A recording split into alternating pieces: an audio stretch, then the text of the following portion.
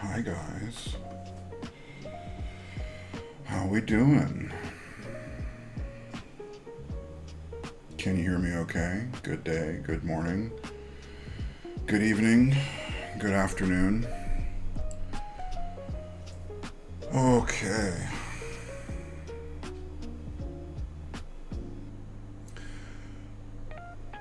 Guys, I'm not with it today. There's a speck of dust on the frog. There is. There we go. There we go. Is that better?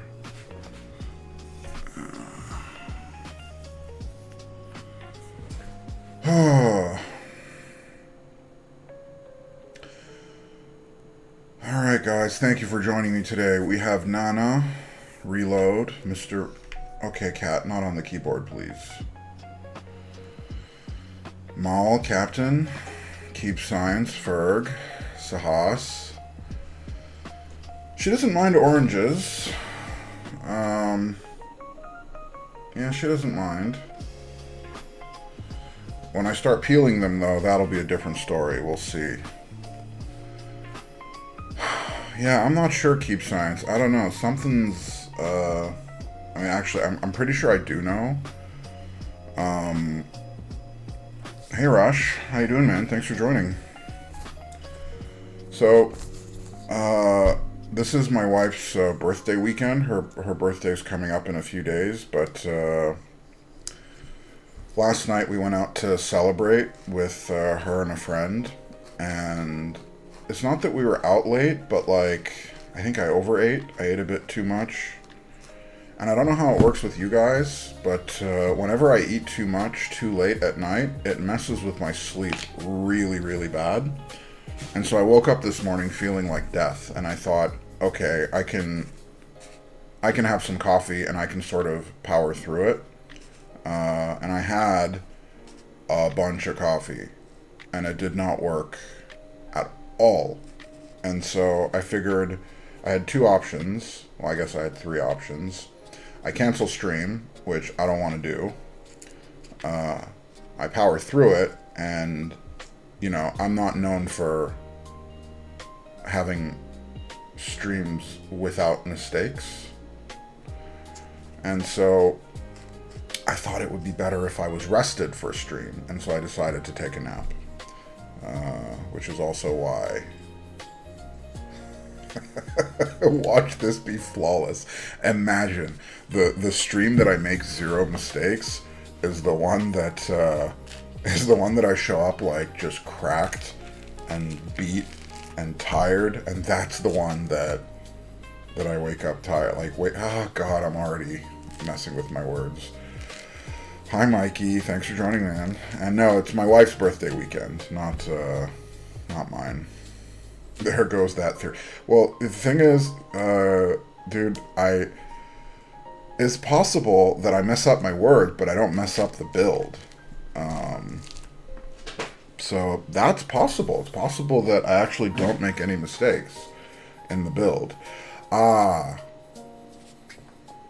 There is one thing, though, that I have in my favor.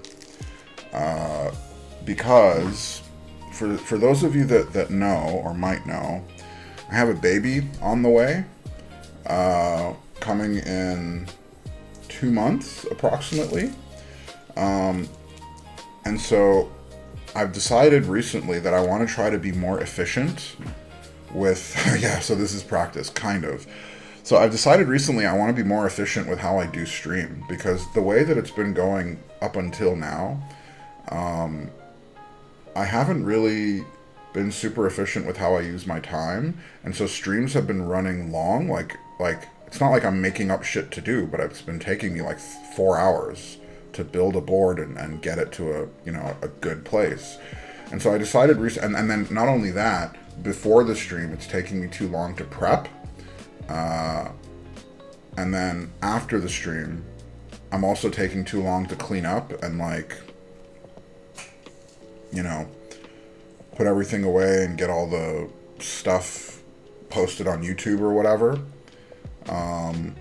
Hey Foxy, thanks for joining, man. Appreciate it. We're just kind of having a very slow introduction today because I had a slow introduction to today, if you know what I mean. So, the reason that I know that we will have less mistakes, maybe, is that I prepped stabs prior to stream. The other reason that I prepped stabs, no, you see, Gavat, I did my stabs in advance, so there's no more 3 hours of stabs for today. However, the thing is, with today, we have a sponsored build from KBDFans. This is the Athena1800, and they sent over switches and keycaps. I chose them. However, the switches are the rollers, right? So it's their own switches, and the keycaps are PBT keycaps. And so the reasons I did the stabs in advance is because the assumption that I made is that we want to do, well, I have to do the initial build, which is the build they sent over, but then I wanted to immediately go into a rebuild. So I prepped stabs in advance with the assumption that we do the initial build, and then we jump immediately to a rebuild with a different set of switches and a different set of keycaps. Or maybe we leave the switches in, it just depends. Hey Aaron, how you doing, man? Task a mod to help with timekeeping tracking. To help keep you on track time-wise, it could help. The problem isn't that, I don't think, K-Tech. The problem is that I just slow. So like, for example, let's say there's someone that's keeping track of time and they say, hey Naveed, hurry up.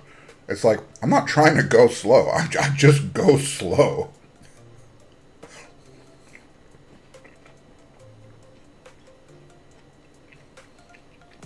I think Aaron got it. I'll be distracted in other ways. The Athena is a clock monster. You're going to love it. So the other thing is that my wife has claimed the Athena. So I don't even know if I get to keep it. It is my first board with a numpad. So originally, I was thinking I would keep it as my office, like my work build, but my wife claimed it. So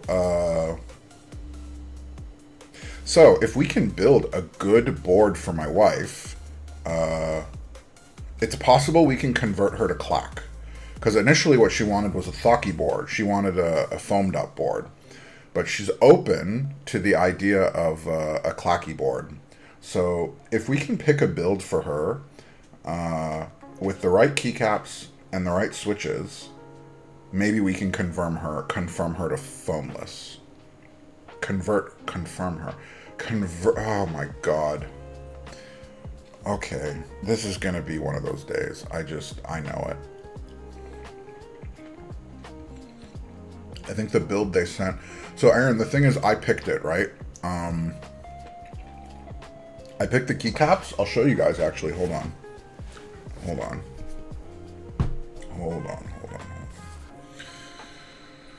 Okay, let's go to desk. Okay. Alright. So first, we have the little stand. I think this will be kind of cute, because I'm thinking I can put it on her desk, because right now she has an Epo Maker, and she would not leave the Epo Maker alone. Like, I've been trying to get her off the Epo Maker for months now, and she refuses because she wants her numpad. So I'll offer her keyboards, and they're nice keyboards, but so maybe this will be where, you know, she can swap keyboards, will be with the stand. Okay. Now, the keycaps are actually kind of cool. So I got to pick the keycaps, and it's these ones. I don't know if you guys saw them. They're the new, like, kind of retro beigey kind of keycaps.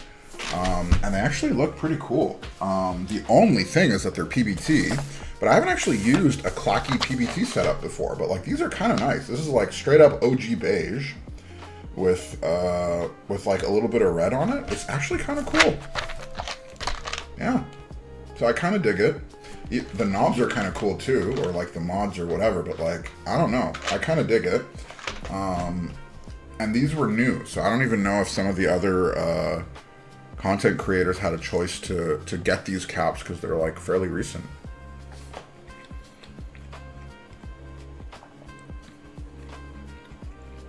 When you get your Metacube stuff, maybe she'll like EC. EC is very thocky. Maybe she will. The only problem with Meta is that Metacubes is smaller keyboards. And she's insisting on full size for now. So I don't know if she'll be into it. The rollers is like medium, so I think foamless she'll be fine with it. Okay. Okay, cool. The angle might be too steep. Cube Science, you're talking about on the Athena? The angle on the Athena? Maybe. To this day, KBDFans has the best keycap storage boxes. I agree. Yeah, I agree. Like this is the peak storage box for me. Like I don't think it gets better than this. It's super organized. It's super neat. It's like they stack easily. I'm a big fan. Big fan. Aaron is on a 15 stream streak. Holy moly. I can't even believe it's been that long. 15 is nuts. That's basically from the start, I think. I like PBT caps with some HMX switches at times. Helps mellow them out. Which, yes, I get is anathema. Actually, I'm not against that. I actually had a build that I was running. Do I have it currently configured? Do I have it now? Maybe not. But I had that running for a while as well. I had a Clocky build with PBT caps, and it was actually quite nice. Yeah, I think I might have taken it apart. I don't see it now.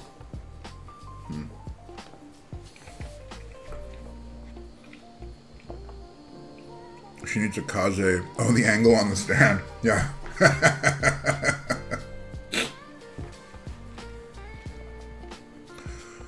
Honestly, PBT with Clack is on its own an interesting build.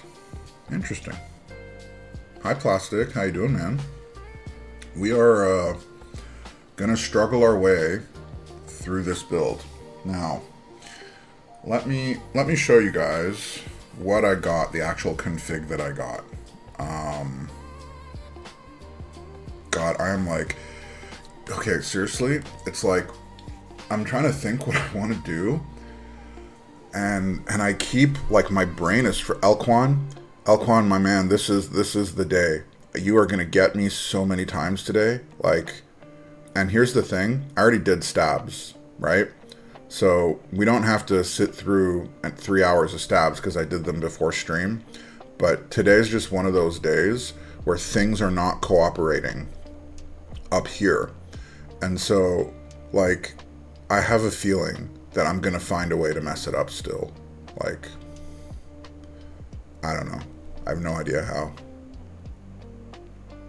Nav, I'm on the way to help. Or, you know what, Ferg? If you could just take over and just, you know, I'll go sit on the coffee machine back there, and I'll just plug the coffee machine directly into, like, my brain, and then you could take over.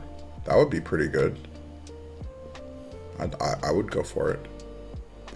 I'm not feeling under the weather. I just didn't sleep, and like, and today my brain is just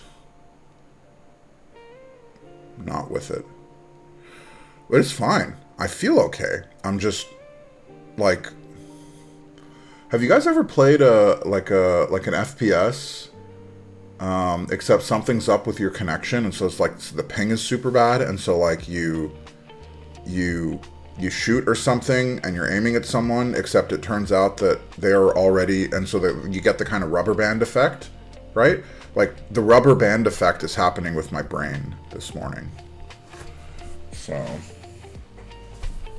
okay, now the actual config. So this is a stream that's sponsored by KBDFans, and the actual config, I got to choose the config, right? And so it's Athena1800, so it's been around for a while. It was released last year, so I assume most of you should already know about it, right? However, the one thing that I have not yet seen recently, because I think there was, I mean, for sure there must have been, because it's been around a while, but I have not seen a raw KBDFans Athena1800 yet. I think Alex might have had one early on. That was like a year ago at this point. It was a long time ago. Anyway, so we have a raw one, and it's going to be my first raw keyboard. I have never had a raw keyboard before, and I'm looking around because, like, it would totally be in scope for me to say I've never had a raw one, but like one arrived yesterday because my brain's not working. But like, no, I've never had a raw keyboard. I have one coming, another one coming. So I have a Cheese 65, the Nichiren edition. That one has a raw top. So that'll be another one. Ooh, Athena1800 is work board. It's a solid board. Mine is raw too. Nice. Very nice. Who is Glitchboards? I don't even know who that is. Oh my god, I know who it is. You changed your name, Glenn. I was freaking looking at Glitchboards, and I was like, who? How? And they're a mod? I don't understand. Yeah, you changed your name. 5 stream streak. Elkhorn, thank you very much. Thank you for joining. 5 streams in a row. I appreciate you, man. Okay, now we're gonna do Scheiße, a bit of an annoying thing, and we're gonna have to open up these switches. I should have done this before, but I didn't. Okay, let's go to desk. Let me grab some scissors. Oh.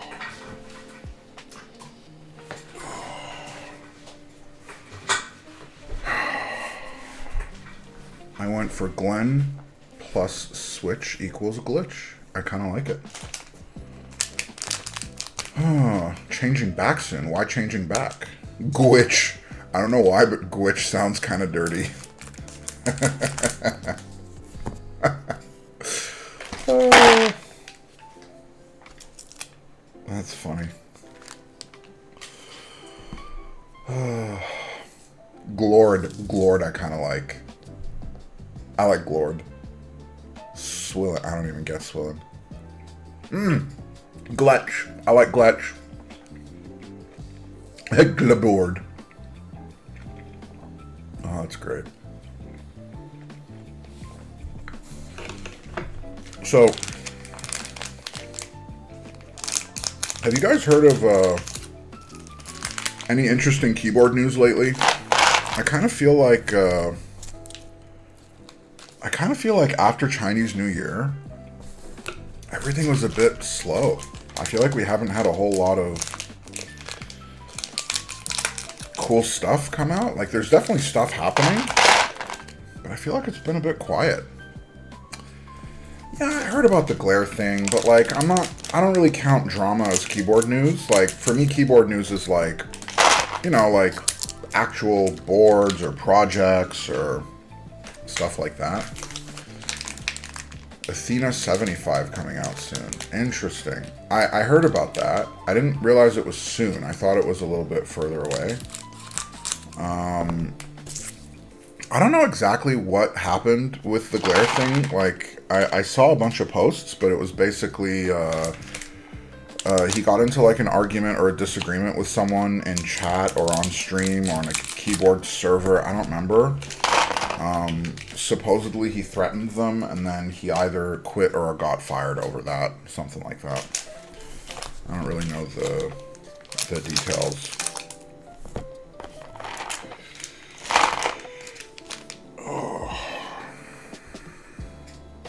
Glare is, so I don't know if you know, Monka, the Glare line of keyboards that Gion makes, or produces or manufactures or whatever. So the designer of the Glare TKL, the Glare 65, all of that, the designer is a guy called Glare, right? So that's his name. Yeah, there was like an argument or something.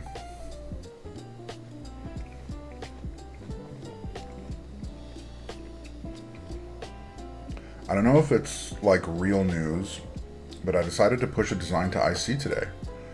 That is news, Ferg. What's the design? Do you have a link? Can we look at it?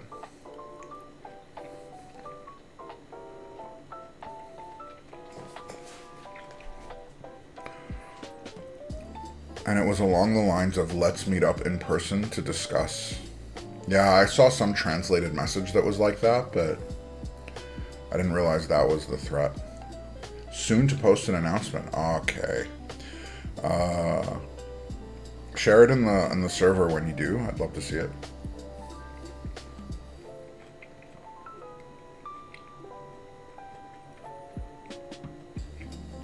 But also in Korea, things said online are taken way more seriously.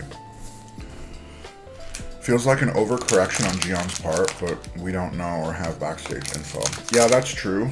A lot of times when it comes to employee stuff and company stuff, there could be more context or more history that we don't know about, and it could go in either direction.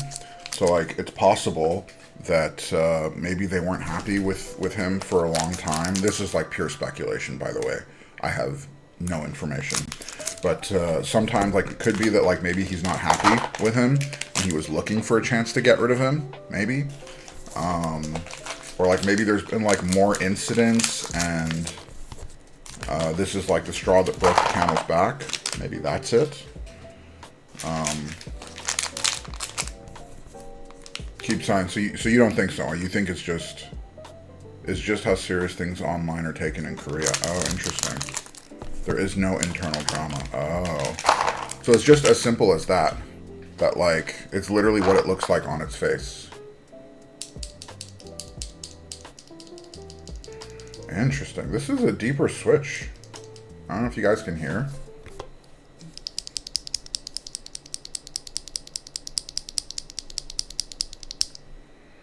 This is a deep switch. This is deeper than I thought it would be.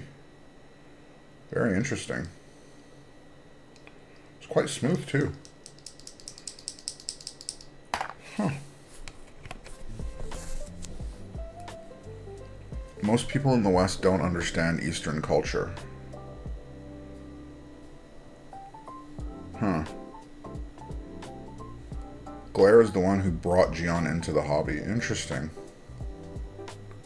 Huh. Also, threatening violence is just too far for someone that does business. Yeah, so Aaron, here's the thing, right? Is like, if that message was it, I don't know. Yeah, I guess you're right. If like, I guess even in a modern context, like if I owned a business and an employee threatened someone else with violence, that would probably, would it be enough to fire them? I don't know, actually. I guess it depends. I guess it depends on the threat. Probably. Probably. I actually don't know. I've never had that situation come up at work. So it's never something I've had to deal with. I had an employee once say some things that they shouldn't have. Wasn't a threat. It was more like kind of edging on harassment, but it wasn't quite harassment. It was a bit of a complicated case. We had to give them a formal warning and basically say, if this happens again, you know, we'll have to take action.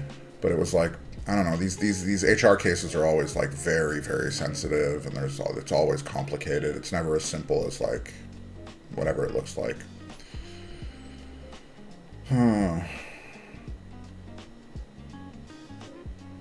Depends on their value as an employee too, let's be honest. Yeah, so I think in North America at least, that plays a factor as well. The role that they have, the value they have to the business, I think plays a factor. Because like we see, like for sure there's obvious cases publicly where people should be fired, I think at least, and they aren't. So for sure that's a factor.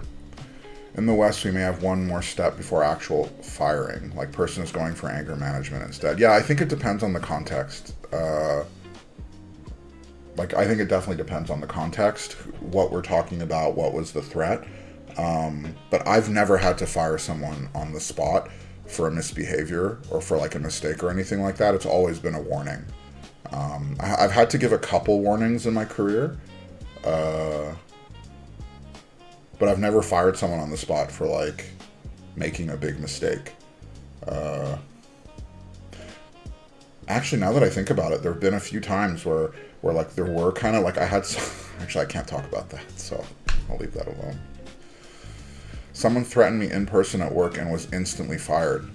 Yeah, I guess if it is here's the thing though, is like how do we define a threat, right? Because like if it's like, hey, I will physically assault you if you do this thing, then that's like very clearly a threat. But the glare thing, it didn't even really read as a threat to me. It's like, I will visit your house. I don't know. Like, I will visit your house did not read like a threat to me. I mean, and maybe this is a cultural thing. I don't know. I think companies take a broad approach as a threat. Maybe. Yeah, Shark, you might be right. It might be lost in translation. In context of the rest of the convo. You're right. You're right. Context is important too. Okay, guys. Oh, this boy is heavy. Oh. So, this thing is chunky. It is big. And the packaging is real nice. Like, it is real nice. I'm sure you guys have seen this before, but that's what she said, exactly. But when I first opened up the box and looked at the packaging, I have seen it on stream before. I've seen other people stream this. It is very striking in person. There's something about this where you just kind of have it in front of you and it's all like the way it opens and everything, like just like I don't think I've ever had a keyboard unboxing experience quite like this.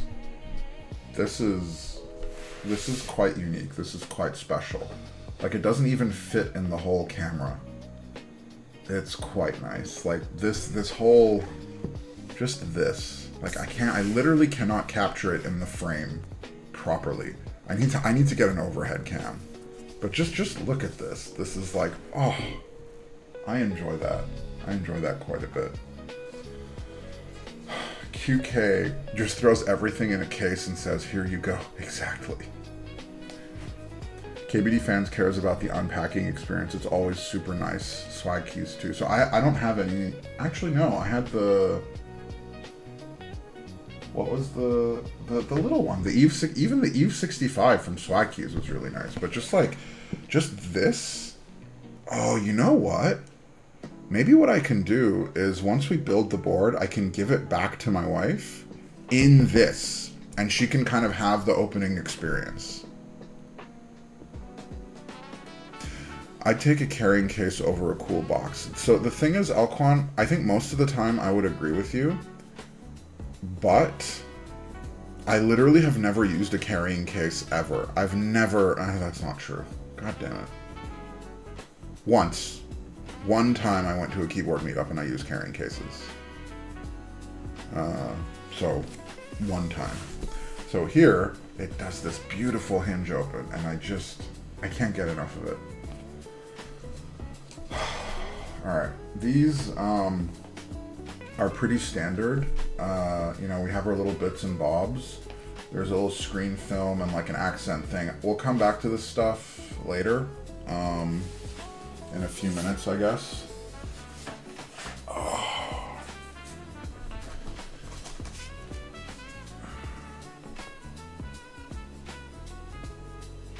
One other thing I realized about this, which I realized when I was kind of inspecting this, making sure everything was here, is that the plates come in pieces. It's not one solid plate all the way through. Okay. We have our phones, we'll put it aside. Okay. All my boards are in cases unless I'm using them, that is the way. Keep signs, yeah, I prepped enough stabs, I counted. I keep 3 boards not in their carrying case. My Wooding, whatever board I'm using, and my school board. Interesting. I keep almost no boards in their carrying case. They're all on the walls. They're all on the walls or on shelves around me. So this is what I thought was interesting, is that the plate, which I don't know if you can kind of make it out, but the plate is not a full-size plate. It's kind of segmented or broken out into two pieces. And I'm curious why they did it this way. As opposed to having one large plate all the way across. I'm curious why they broke it apart. And we have alu and carbon fiber. These are the two plates that we have to work with today. So I'm actually not sure which plate we want to use. The first build is the build with the PBT keycaps and the KBD rollers. I'm thinking we do carbon fiber on that, actually, as a way of balancing out the depth. Because I think the rollers are deeper switches, and the PBT keycaps are obviously going to lean a little bit deeper. So I'm wondering if we use carbon fiber on the first build to sort of brighten it up a bit. And then the second build we do alu, is what I'm wondering. Makes it less stiff. Oh, interesting. Okay, that makes sense. Hey Nick, how you doing, man? By the way, Dominici has some Athenas in stock stateside ready to ship. Anno Silver and Anno Mocha left. Nice. Oh, even through the plastic, this looks pretty cool. Okay.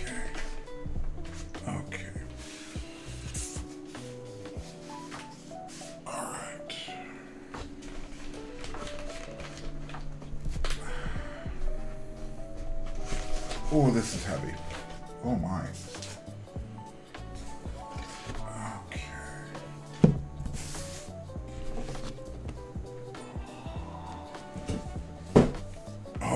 Okay.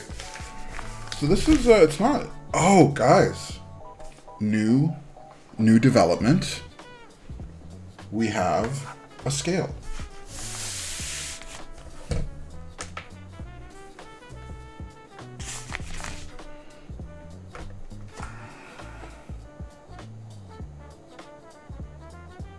.4 kilos, basically 2.391, but 2.4. I have a scale now. What do you think about my newest equipment upgrade? We do have freedom units. Wait, okay, come on, give me a second.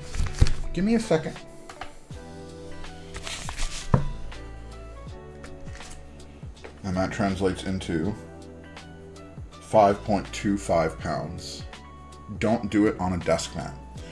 All right, well, if I'm gonna not do it on a desk mat, I'm gonna have to do it off stream, I think. Hold on. Yeah, give me a second. I don't think it's gonna be materially different off the desk mat. But, okay. Let's do it. Hold on. Oh, no shit. It was slightly different. 5.5 pounds. So it gained a quarter of a pound by going off the desk mat. Interesting. Yeah. It makes, I mean, I'm saying it makes sense. I don't actually know if it makes sense. I don't know enough about how it works. But the way that this works, right, it has these little, like, the weight sensor is basically in these little pads, right? And so it kind of compresses on here. So basically maybe, oh, you know what? That actually kind of makes sense now that I think about it, because the pads are not super thick, right? And so it sinks into the desk mat. The desk mat hits against here and maybe absorbs a little bit of the weight, because maybe the desk mat kind of absorbs the feet and pushes against the actual body, which alleviates some weight off the sensor. Interesting. Yeah. Okay, so actually next time I'll put it on like the cardboard or something. Okay, cool. Good point. Thank you very much, Fran. That is a very good point.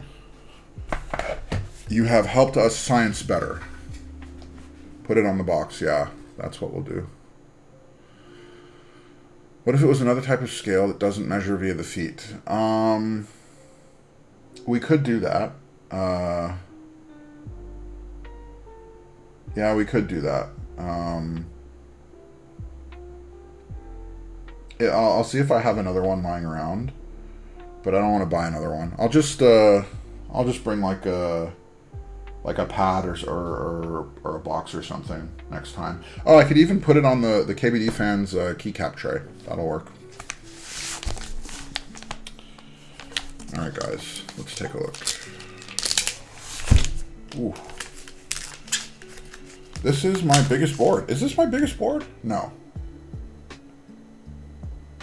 This is my biggest board in terms of layout, but I don't think it is my biggest board in terms of pure length. I have the Diversity TKL that might be slightly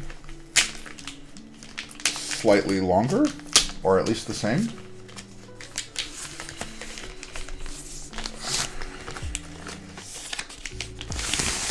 Ooh. Oh my.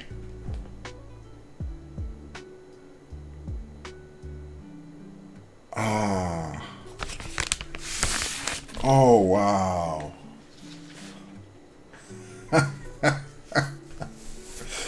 Oh God, look at that.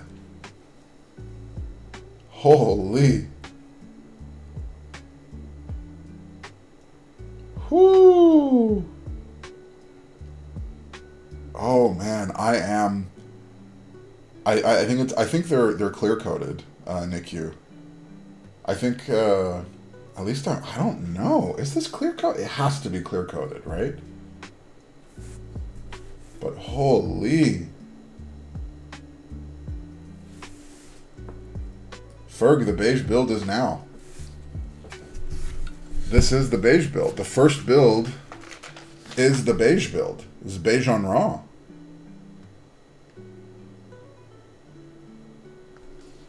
No clear coat. So K-Tech. So you're saying this is like raw, like nothing, huh? Let me see. That's not beige. Is it not beige? Oh, you're right. That's like a gray. Never mind. Is this like... Hold on. Is there no coat on this? So will it oxidize a bit? Maybe it will. Interesting.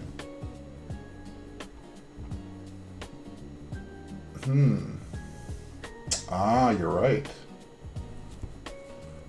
Okay, so I'm looking at the website, and it says here, characteristics of the raw case. Important for buyers to understand that raw will naturally present slight imperfections, includes fine scratches, indentations, etc. Typical for this type of finish, not considered a defect. Okay, cool. No problem. No problem at all. Oh, I have never had a raw keyboard before. This is quite striking in person.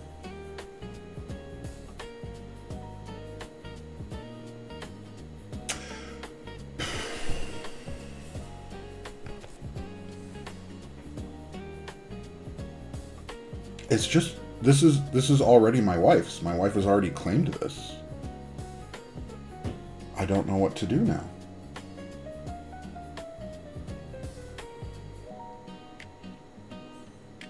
So I don't know if you guys missed this, but my wife has already claimed this board. This is not my board. This is her board.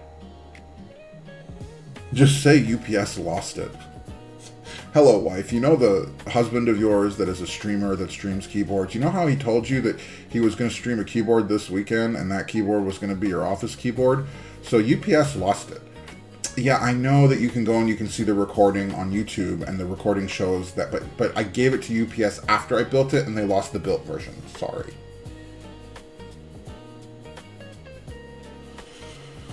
Oh. Oh. Whoa. Oh my God, that is nuts. Damn. I should have gotten my plus 84 in raw. Nick, you got attacked. Wait, there were multiple attacks? Wait, hold on. Who attacked who? Hold on a second. I am missing things. Elquan attacked NICU. And then NICU attacked Elquan. Hold on. Hold on. Alright, give me a second. I gotta do this. Timeout. Elquan 60. There you go.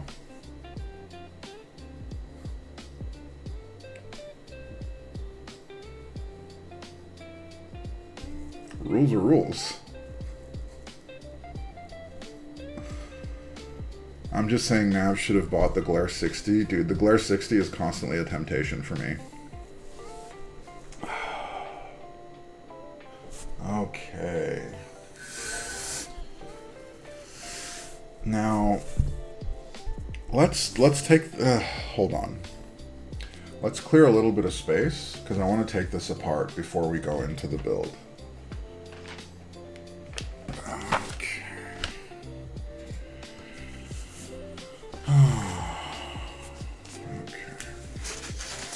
It's okay, Nav. There will surely be more Glare NG on boards. Oh, that is funny. Oh, that's okay. It's just, I really want it, but it's just too much for me. It is just too much for me. Too expensive. Okay. Where is this?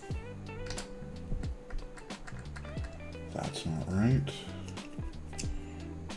One fatter. It's okay, Elquan. It's okay. There we go.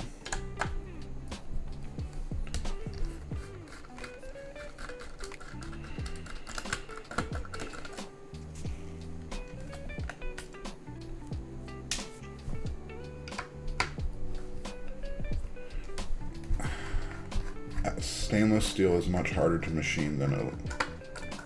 Interesting.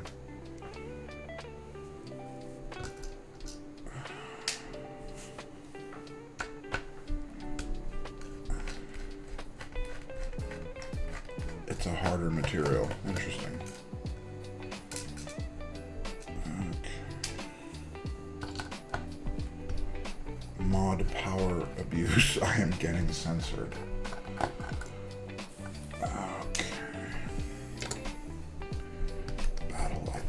Oh, I have a solution.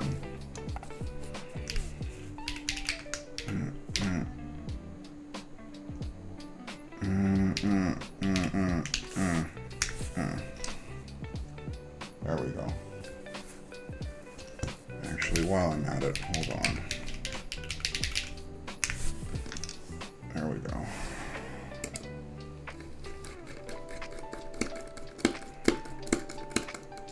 Oh, again for Elquan, huh?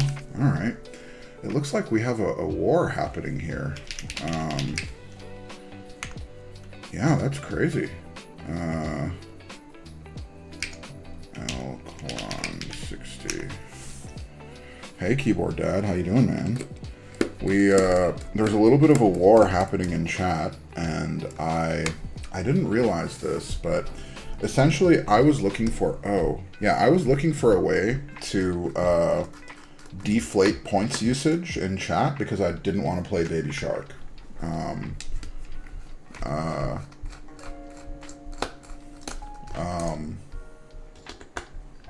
And so I created the attack command as a way of deflating points.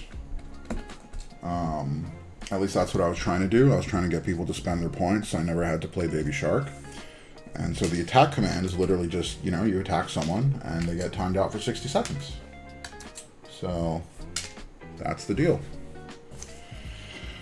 Don't worry, Aaron. You are still the head mod. Don't you worry your pretty little head. You are A-okay. Okay. Ooh. Can you add karaoke, Baby Shark? That will never happen. That will never, ever happen. There is no amount of material things that can be offered to me to get me to karaoke Baby Shark. Just doesn't exist. Just add more zeros to the rewards. So Keep Science, I am going to do that. I'm absolutely going to do that. I've already discussed this. Inflation exists here on stream. And so literally the first time, the only thing I said is that because I set the points at 10K, I had to leave. Oh, someone's already redeemed it once. I should have inflated the cost. Basically, I said I was going to infinitely increase the cost 10% on each redeem. So every single time someone redeems Baby Shark, it gets 10% more expensive. So it's going to just get exponentially more expensive.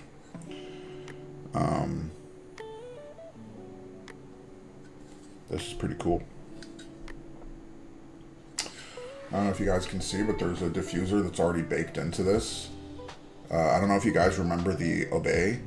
The diffuser on that was not attached in, so it kept falling out. That was a little annoying. This is a little bit better thought out, I think. It's pretty cool. Pretty cool. Oh.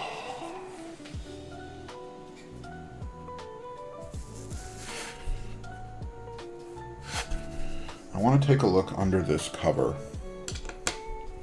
I want to see what's under. Touch it. What do you want me to touch? Touch the weight? I can touch the weight. 9.5 points currently saving up for the big one.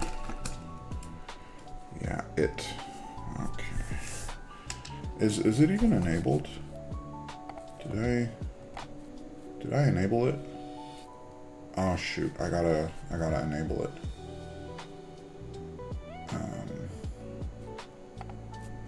I had initially said that I wasn't going to enable Baby Shark on sponsored streams because I upload them to YouTube, and I didn't want it to get like copyright blotty-blot or whatever. But I kind of think it doesn't matter anymore. Oh, I did increase the cost. It's 11,000 now because someone claimed it once. So so inflation's already working. There you go. So we're back. Baby Shark is in. I don't think I'm going to disable it anymore. We're just going to leave it on. I can set up an illegal blockade so no points can be used. How would that work? Tell me about your illegal blockade. How would that work?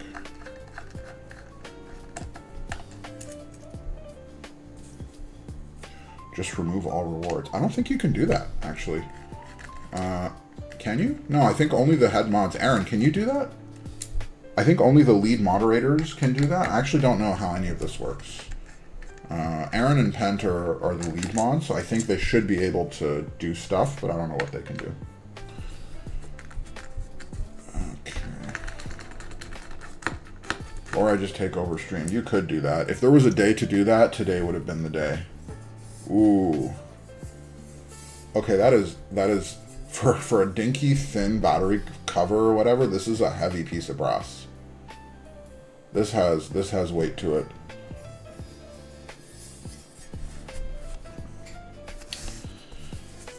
Yeah, it legit makes a substantial difference. Huh. You know what, Keep Science? I can answer that question now because I have a scale. I will tell you the weight of it because I can. Now I just got to figure out how best to do this. We'll do this like this. Hold the phone. Okay. Hold the phone. We're going to do it this way. I don't think I can alter rewards. Interesting. Okay.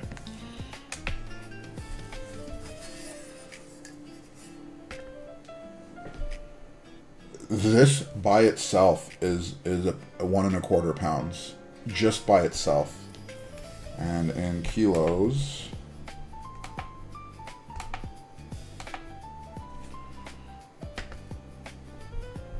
Wow, 0.57. Just the battery cover. That's crazy. That is very heavy. Holy. All right, Mom, thank you for watching stream. I love you. You're the best. Thank you for supporting me. Mwah. Yeah, this is hefty, guys.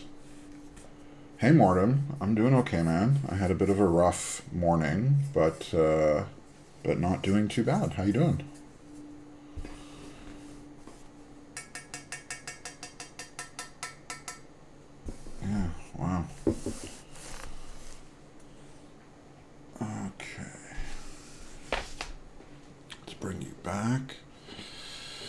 Yeah, I'm okay. I just I didn't sleep well last night. I overate.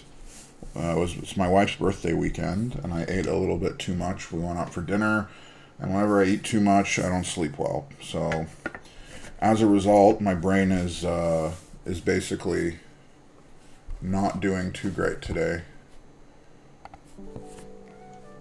Okay. Oops.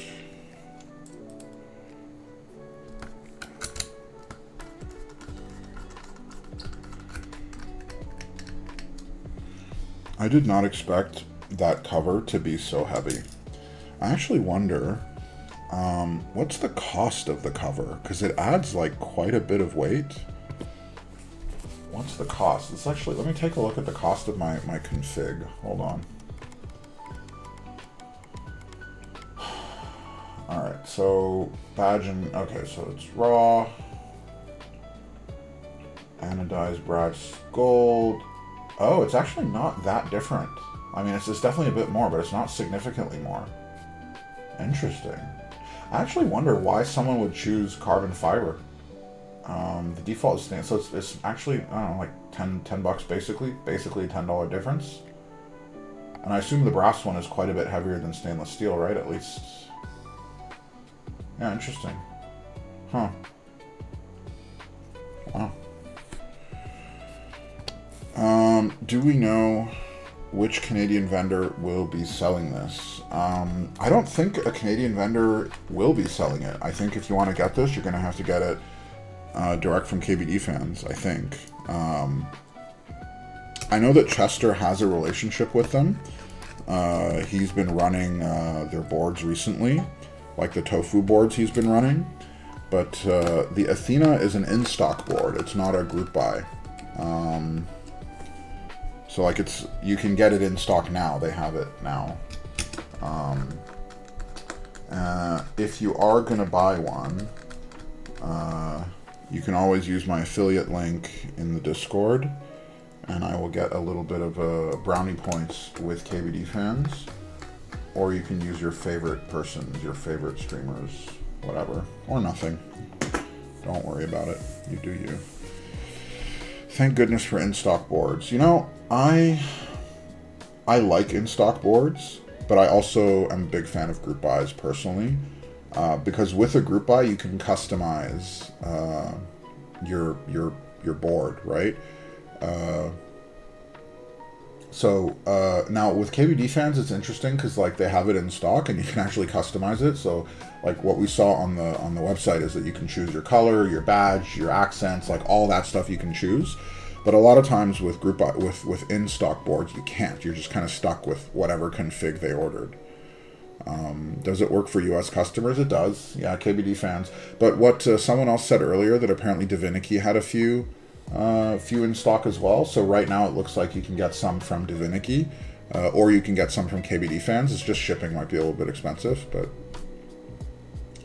it is what it is. Group buy also saves you a lot. Yeah, so that's the thing with group buys, is that if you do group buy, you get to pick your config, you get to pick your parts, and you get a cheaper board. There is a risk, and Fran is right. There's the possible exit scam, whatever. So there is a risk, right? Group buys carry a risk. And even when your vendor is a trusted vendor, even then there's a risk. Like, I think a lot of people looked at KeyGem as a trusted, reliable vendor, and they've been having some problems recently. So, you know, even when you think you're okay, you might not be. It's too bad, but it is what it is.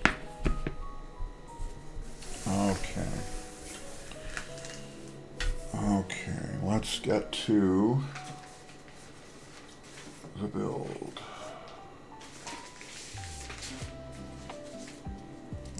Okay.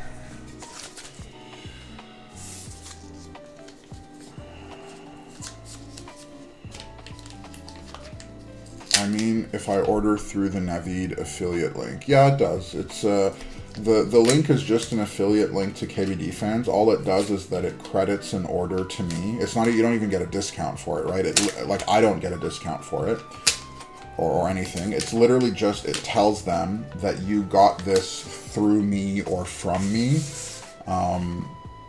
It's basically a marketing thing. Did I not put the affiliate link in Discord? I really hope I did, because that'll be so funny if I didn't. I'm like talking about this affiliate link, and yet... Okay, yeah, it's there. It's there. There's a place for, hold on. Let's do this screen. So in the Discord server, under here, there's affiliate codes and social links, and this is the one for KBD fans. So essentially all this does is from a marketing perspective, it basically tells them that you came like from me. It's a way for like attribution for those that don't know. Okay, actually multiple those that don't knows. The first one is that I work in marketing. I've been in marketing for 10 years now. I don't know, long time. Maybe more than 10 years actually. I don't know, whatever. For a long time. And one of the most important things in marketing is attribution. So in marketing, you're often spending money on things, right? You want awareness, you want to build demand for your product, you want to sell, whatever it is you want to do, many objectives. All of it involves selling, and not selling, sorry. Freaking words today, guys. I'm just not. All of it involves spending.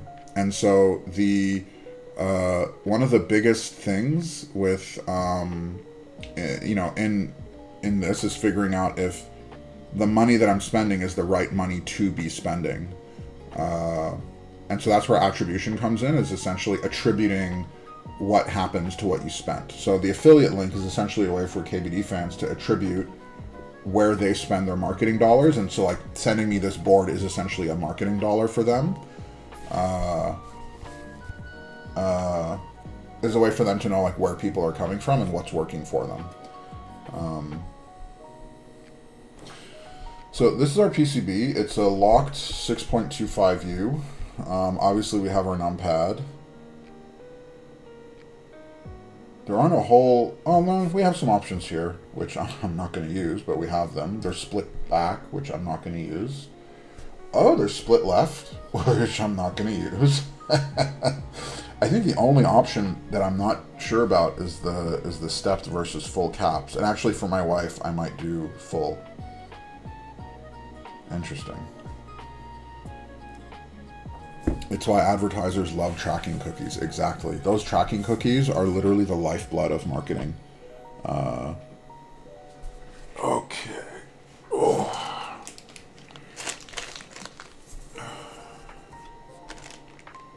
Okay.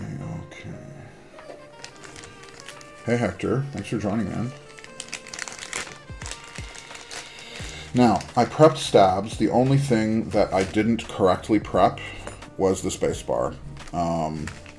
Mostly because I did not realize when I prepped the stabs that this board had a locked 6.25. So what we will do is just very quickly swap our stabs out.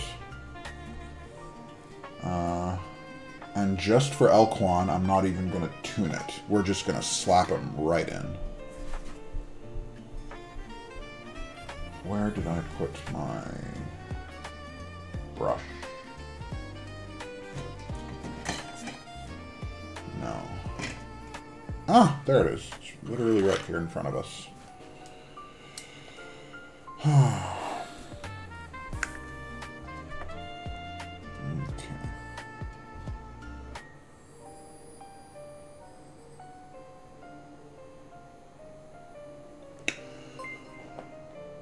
60 days. Thanks for the prob. What is up with my brain today? Oh my god, I was going to say thanks for the prime sub, and what came out was thanks for the prob sub. Dude, my brain, I don't know if you were here for this. I am so just... Thank God I thank God I prepared the stabs in advance. This stream would have been a disaster. Like, This is wild. Why use more word when less word do trick? Exactly. Prub sub. Mortem, thank you very much for the prub sub. I appreciate you, my dude. Is that a thing now, or are we just calling them prub subs? I'm okay with it. I'm way okay with it. Prub sub. Seems like a dude. Hector, I've had so much caffeine today. I woke up this morning initially, and I knew I was tired, and so I had a cold brew plus 2 regular coffees, and I was still tired. And it was an hour and a half before stream, and I realized that like that did not do it. So I decided I was going to take a nap. So this is me having slept a full 8 hours with a nap on top, and I'm still prub subbing.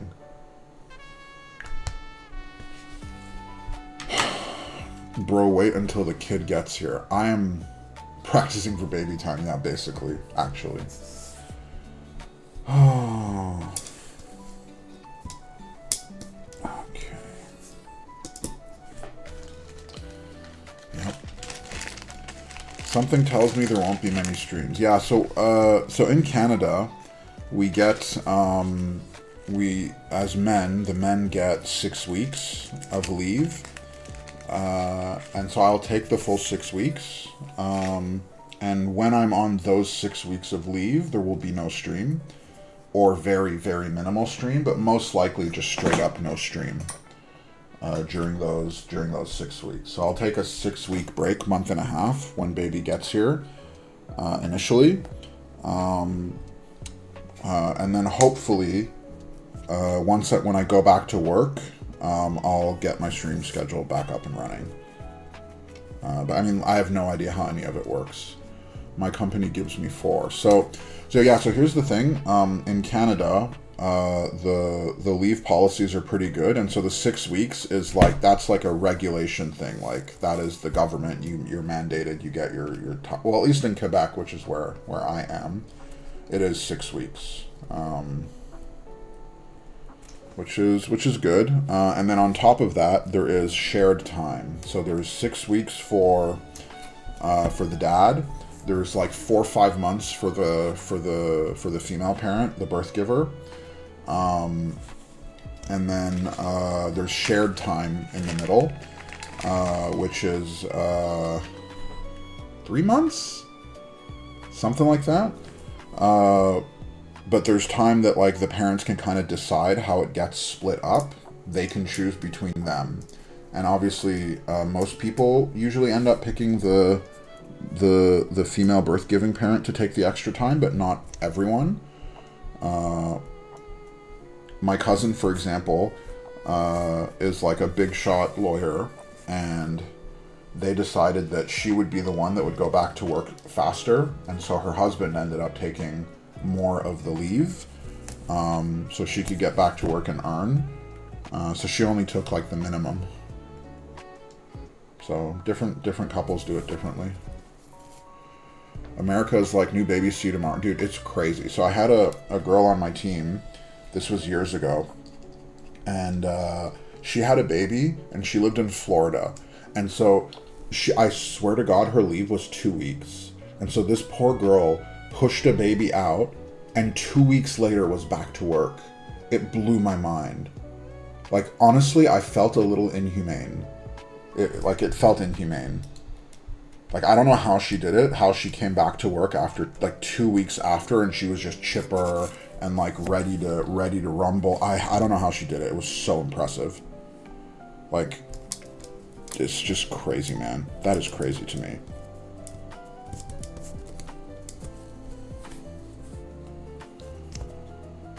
Yeah, 2 weeks is kind of nuts. It's insane. US has a pretty toxic work culture, standard status quo.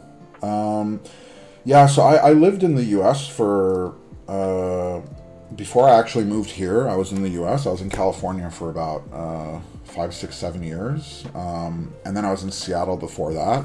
So I've lived in the US for probably about a decade, maybe a bit more. The work culture is pretty intense. It's pretty insane. The work culture in the US is, like, compared to Canada, Canada's actually quite chill.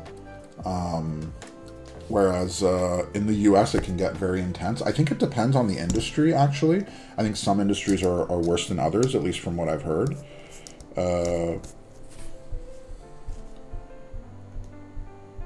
But like so I work in tech, and in the tech space, the U.S. work culture is nuts. Like, I was talking to someone who works weekends as like standard. That's just standard policy to work weekends at his company.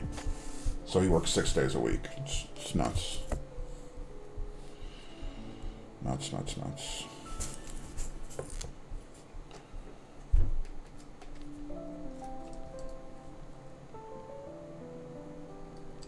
Huh. Sorry, guys.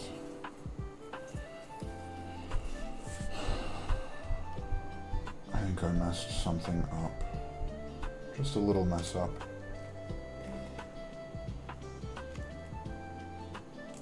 There we go. Currently the trend is do more with less. Yeah, exactly. Although I think that's going to change soon with I think that's actually in the process of changing with AI. I think very, very quickly companies are going to start, and it's happening already, but I think very quickly it's going to change to do more with more, but what they're talking about specifically is token usage. And I think it's already happened in some companies, in some industries, but very, very quickly, I think companies are going to start looking at token usage and actively encouraging you to use more tokens. Like company-wide, they're going to start incentivizing people. I've heard, like, I don't know if you guys saw, but there was a post recently that apparently Meta is doing leaderboards for token usage, where they're actively incentivizing people to use more tokens. And it brings up a very, very interesting conversation about, or debate, I don't even know, about token usage, because token usage can be gamed, right? If all you're doing is incentivizing token usage, like, dude, it's not hard to just like burn tokens, right? Like, takes a little bit to figure out how everything works, and then you can just burn them. So if a company is incentivizing token usage and defining and using token usage as the way of defining performance, I wonder how quickly that will be gamed. I think it will be gamed very, very quickly.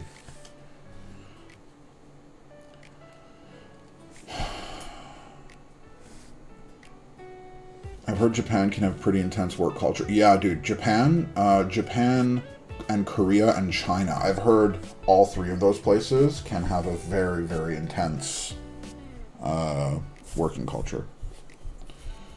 It's very company dependent. That's the problem. Government almost has no regulation. So I think it depends on where you are. Like in the States, because in the States it's like it's state by state, right? It's not like one consistent thing. Each state does it a bit differently. And it can vary quite a bit based on where you are. In Canada, it also does vary state by state, but overall you'll find a decent level of consistency across the board. So, but Canada also leans liberal, I think. And so I think in general, the employment law in Canada is quite a bit more chill and like employee-centric versus the States, which I think varies quite a bit. Goodhart's law: when a measure becomes a target, it ceases to be a good measure. When a measure becomes a target, it ceases to be a good measure. I don't know if I agree with that, although I don't know if I fully understand it. And I probably would need to think about it a bit, because I think it also might depend on the field. Because like in marketing, everything is targets, right? Everything is measured, and there's targets for everything, and it kind of has to be that way. I think, at least for marketing. Dropped in to say hello. I have company over. Had to sneak away. Hey, Weish. Thanks for stopping by, man. I appreciate it. It's what you're saying. If you're being ranked for a certain metric, then it will be gamed, like the token. Ah, okay. So here's the thing, though, is my mic is doing weird things. Hold on. Okay. Better. I think it depends on the specific target that we're talking about, because, like, for example, let's say we're talking about a marketing team, and I measure the marketing team on revenue. Right? And I say your target is to get to this much revenue. How can that be gamed? Because if the ultimate objective of a business is to make money, and there is a team whose job is to bring business to the company, and you measure them on making money, wouldn't the point of the target to be to, like, because, like, okay, I'm with you, though, that it's definitely a complicated discussion, and I've had a lot of conversations about it internally. It's like very hot in marketing, which is how you measure the results of marketing, because you're spending money and your job is to make money. So I agree that it's not straightforward, and for sure some metrics can be gamed, and it's actually a point of contention because certain metrics that are popular can very easily be gamed within marketing. So yeah, I guess you're right. I guess you're right. Comes down to how it is tracked, if they put more weight on token usage versus the actual goal. So I think right now in particular, the big concern or the big question is about adoption. And I think companies are trying to get their employees to adopt the use of AI, and token usage is a measure of adoption, because the argument could be made that if token usage is up across the board, even if they're gaming the system, they have figured out enough about AI to game the system. And so if the objective of measuring tokens and evaluating people against token usage, if the objective of all of that is to increase adoption, then I'd argue that that even if people are gaming the system, the objective they set out to achieve was achieved, right? So, so on one hand, I think there's a valid point, which is that, people are going to do some wonky stuff to game the system. And at the same time, the argument could be made that the wonky stuff is part of the thing they're trying to achieve. So we will see.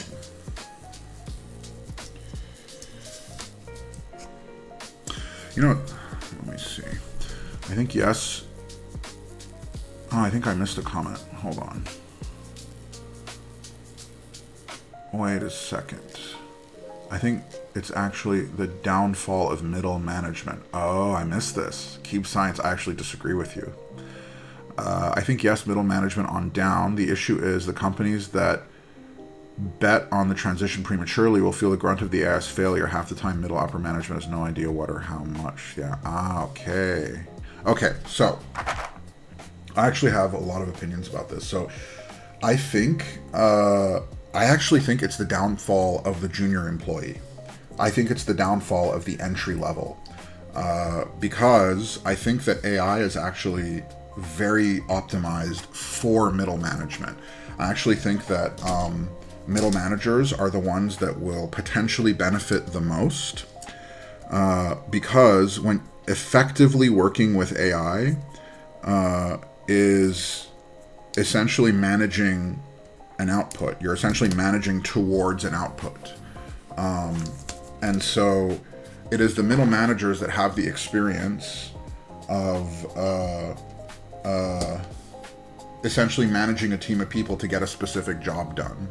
And so what I'm realizing and what I'm experiencing personally at work is that the people that seem to be the most advantaged is the management layer, the middle management layer that is used to managing a team of people towards an outcome. Did I get this right? Yes, I did. I think carbon fiber was the right choice, guys. I have a feeling that this is going to work out well. Yeah. actually think it's going to work out pretty well. Whoever said that the Athena was a clocktastic board, I have a feeling it's going to work out really well. Or at least, wait a second. Oh, I missed more.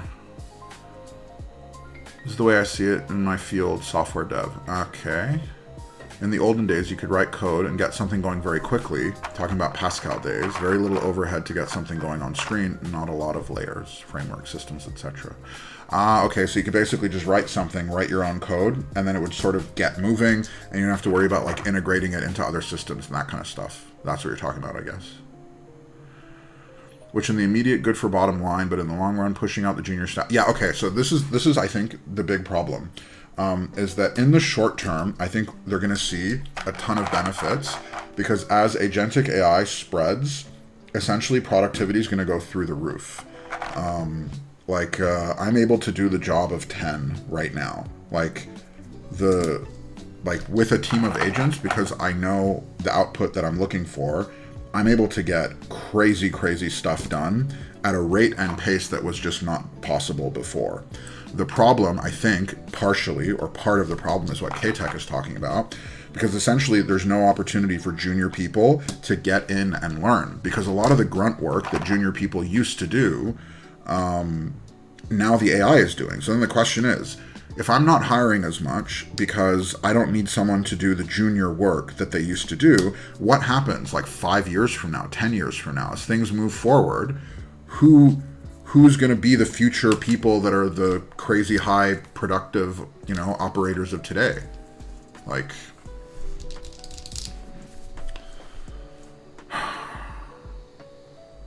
I'm getting copy pasted AI emails from my manager using non-industry terms. So keep science. I think I think the field that is the most protected is any field that interacts with the physical world. So medicine, mechanics, bodywork, the auto industry, any industry that basically is working with physical goods or physical anything. I think those industries are protected. So I don't think you or your field or your industry is at risk of losing their jobs. I think the people that are at risk are the office workers. So I think you're experiencing just a crazy annoyance where you have people that are using this thing as essentially a way of faking expertise, so to speak, which I 100% get. It's super annoying, but I think that you're lucky in a sense that you don't need to worry about AI taking your job or optimizing you out of your job. There is always going to be a need for what you do. Whereas in my field, in marketing, legitimately, guys, I was at least a bit concerned about what I would be doing 5 years from now. And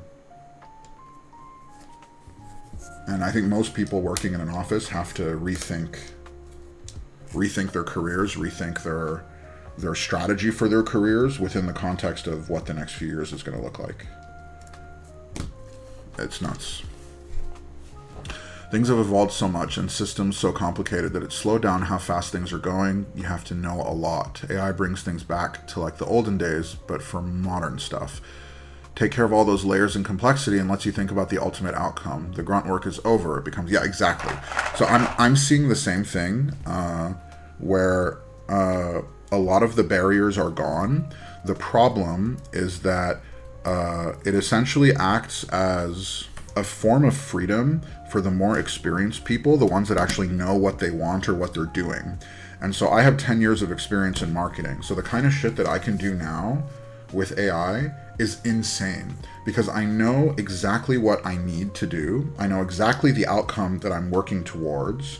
And so I'm able to work with a team of agents that are literally 10xing. I can just pass out 50 different instructions to a team of agents and they'll spin up sub-agents and it becomes this whole massively expanding framework of productivity because I know what I'm doing and I know what I'm looking for. But let's say you're dealing with someone junior that doesn't know. And so traditionally what would happen, even up until 2-3 years ago, is I would be going to an employee, someone on my team, and I would be talking to them and saying, this is what I need from you. And then they would go work at it. And then they'd run into a problem. They'd come back to me. They'd ask questions. And there's like a literal loop of improvement where they get better and I get better and blah, blah, blah. So that loop is basically broken now, where I'm not working with a team anymore. It's me and one other person on my team doing the work of 10. And all we're doing is just managing agents effectively to get there. Hey Alex, we are building a Athena1800 with a carbon fiber plate, the KBDFans roller switches, and we're going to be using the keycaps that they sent over that I asked for, which is KBDFans, what's it called? 6085, which is a retro grayish kind of set. That's our first build, is that. Our second build, we're going to swap switches out and we're going to move to ABS keycaps, and we'll do that hopefully, if I have time, live today. So we'll do one build, we'll get our type test done, and then we'll go straight to the next right away. Okay. Or if upper management doesn't know what they're looking for, then ask AI and get generic yeah, okay. So here's the thing, is that I think, and this is why I was saying that I don't think middle management is dead, is because the people that know how to do the work and how to manage to the outcome, I think are the ones that are best positioned right now. So if you know the thing, you're able to manage the AI to deliver the thing that you know you're looking for. I think the danger is for people that don't know. And so if you have someone that doesn't understand the fundamental topic using it, I think that's where we run into problems. Oh, and this actually brings up a very, very interesting point, which is the school system, because I have a sister, and she's currently studying to become a nurse. She's totally switched the trajectory of her career, and she's currently studying to become a nurse. And she was telling me that AI has totally changed the game for her, because she can use it as a tool to help her learn, but she can also use it as a crutch that prevents her from learning. And so I wonder what it will do to the younger generation, the ones that are in school now that are kind of have this ability to use this thing to essentially do the work for them. Like, I wonder how learning will happen. Like, is learning even happening anymore? I have no idea. Yeah, I don't know. Hey Peppa, thanks for joining, man. We are building a KBDFans Athena1800, and we are talking about the future of our economy and the world and AI. We're doing both. The way companies are pushing these AI models is just a matter of time. It's reckless, and the root of the issues are, in my opinion, generating more money for investors by bypassing any of the ethics. Okay, so the ethical part of it is something that I honestly have thought about quite a bit, and I don't have a good answer. I don't know how much of the ethical okay, how do I put this?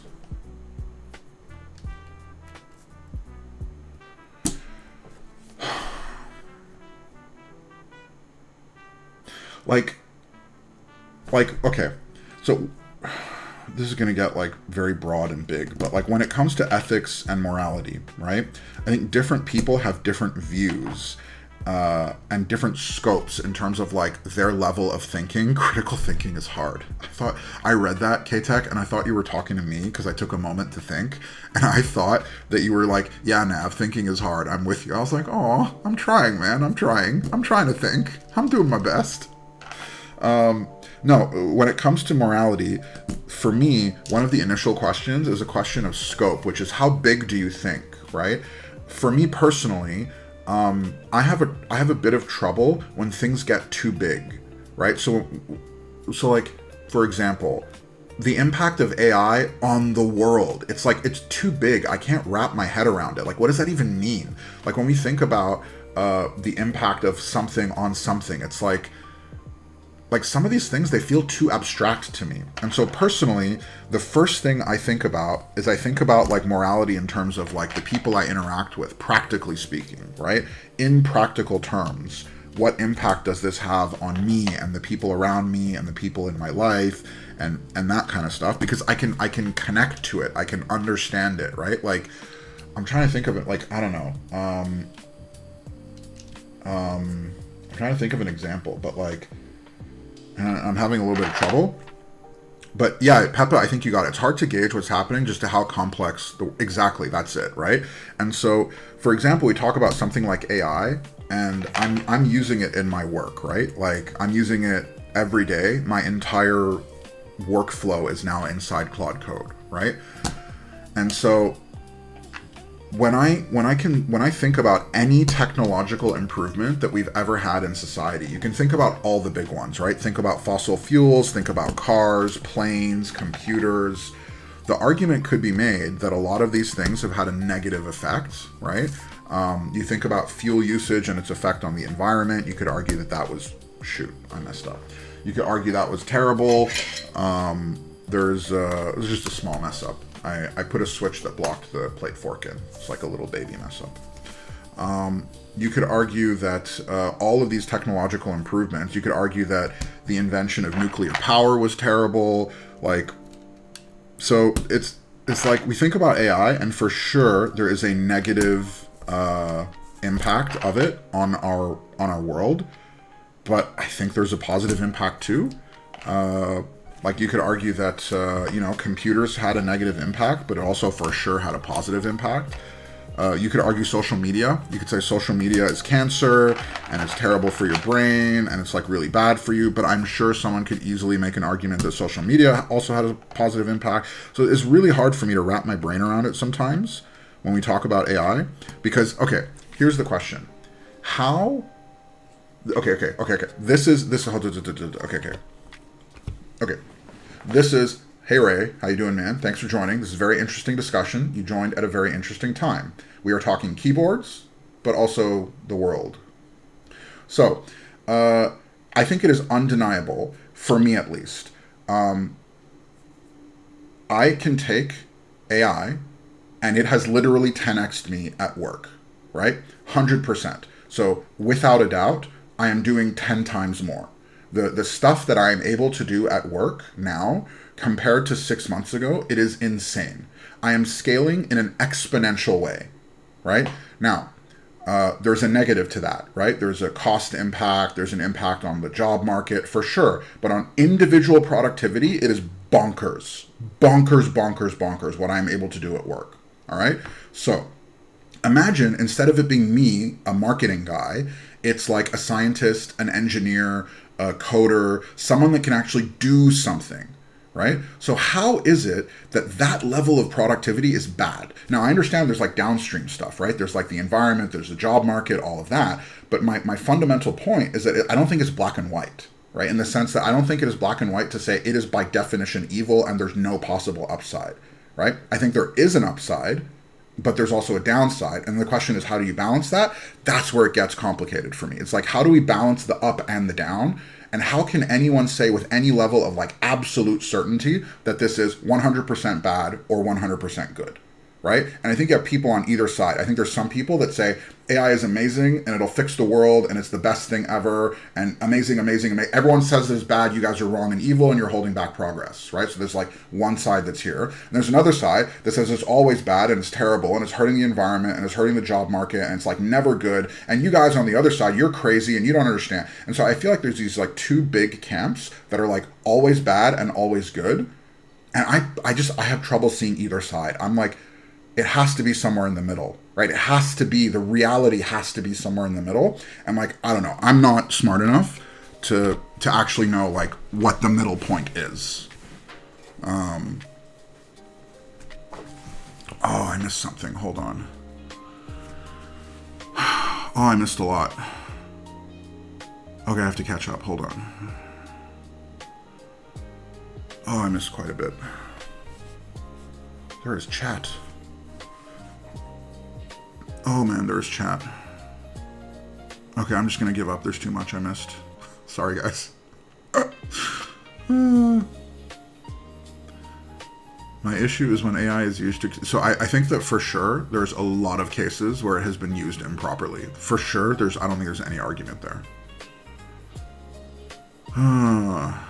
It's a machine that is repeating inputs back, not really fully AI. I don't know if we'll see the middle point until this current bubble pops. The problem is, Jabronis, is I legitimately don't even think we're close to the bubble popping. I think there's so much more. So, like, I've been talking to a lot of my colleagues and friends who work in tech and SaaS and all that stuff. I don't even think we're close to the bubble popping. Like, as a matter of fact, I'm pretty goddamn confident that the bubble is gonna double. Double bubble. I think the bubble's gonna double.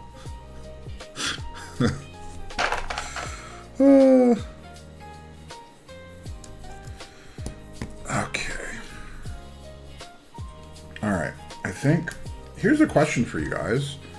Do I have a plate fork? Do I have a plate fork that can get into this numpad? I don't actually think I do. Where? Oh, wait. Wait. Never mind. Problem solved. Actually, let's do it this way so you guys can get a feel of what's going on. Hold on.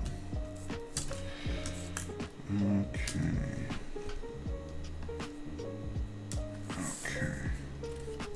Nope, that's not going to work. We'll have to do it the other way.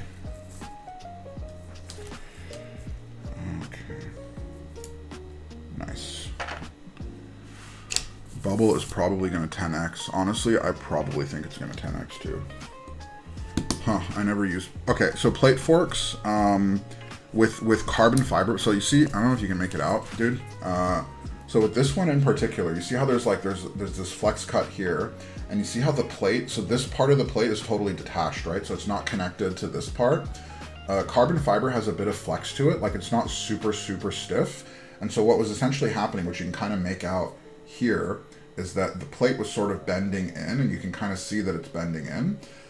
So with this particular part of the plate, I wanted to use a plate fork just to help with like the flex and the fact that it's not a part of the larger thing. So what I think I'm probably going to do actually is just use the plate fork for one row to provide a little bit of stability, and then once I have that row in, I'll just kind of fly without it.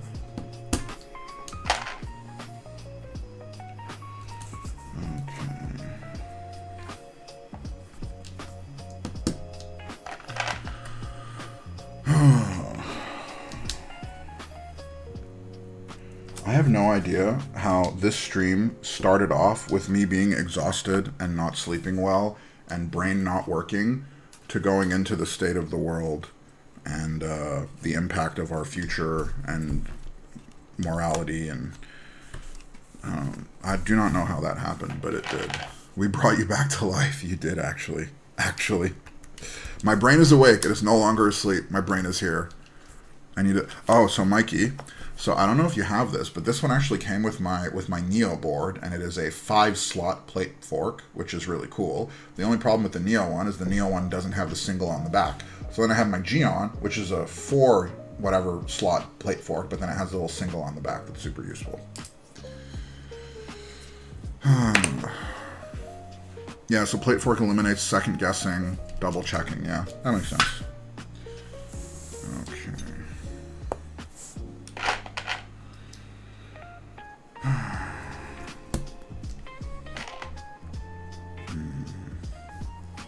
We're pretty close. Pretty close. And I'm doing kind of okay on time. Although, you know, if you guys had told me, hey Naveed, you're gonna do this build and you're gonna prep the stabs in advance, but an hour and a half into stream you still will not have built board, I don't know if I would have believed you, but that's where we are.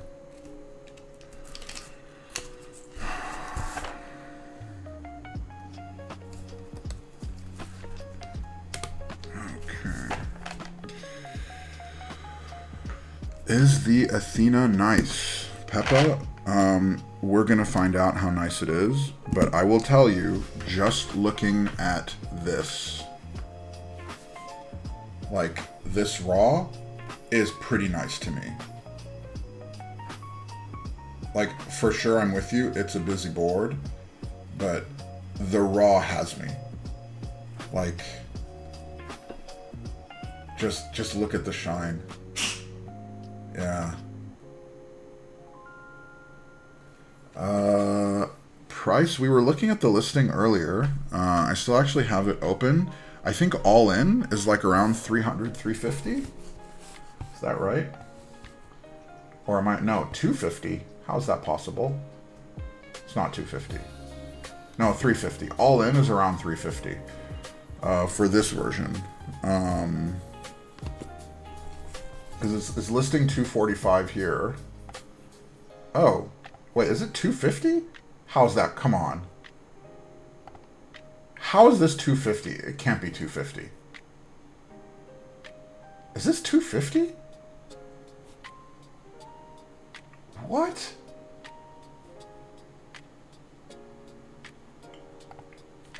Huh. Seriously?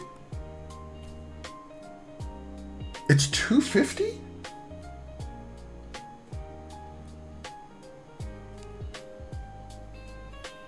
Huh? Okay, it's 250. I guess it's 250. This is one of those things that a good streamer would have done earlier in the stream. He would have gone through the listing properly, and we would have talked about how much this board costs and how much this configuration costs. I can't believe I should not have been that surprised.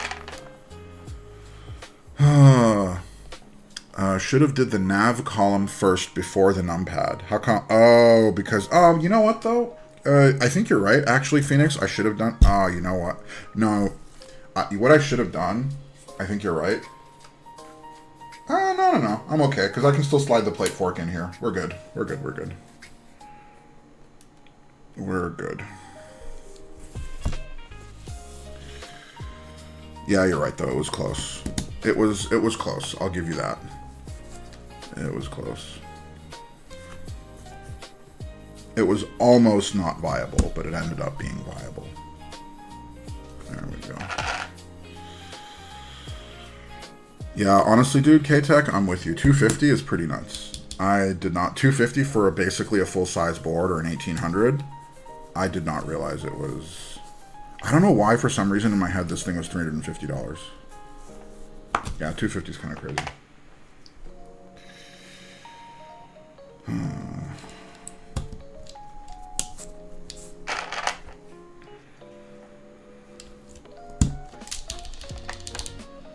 So, what should I rebrand to? Good question. The question is Keep Science. What is it that you plan on doing?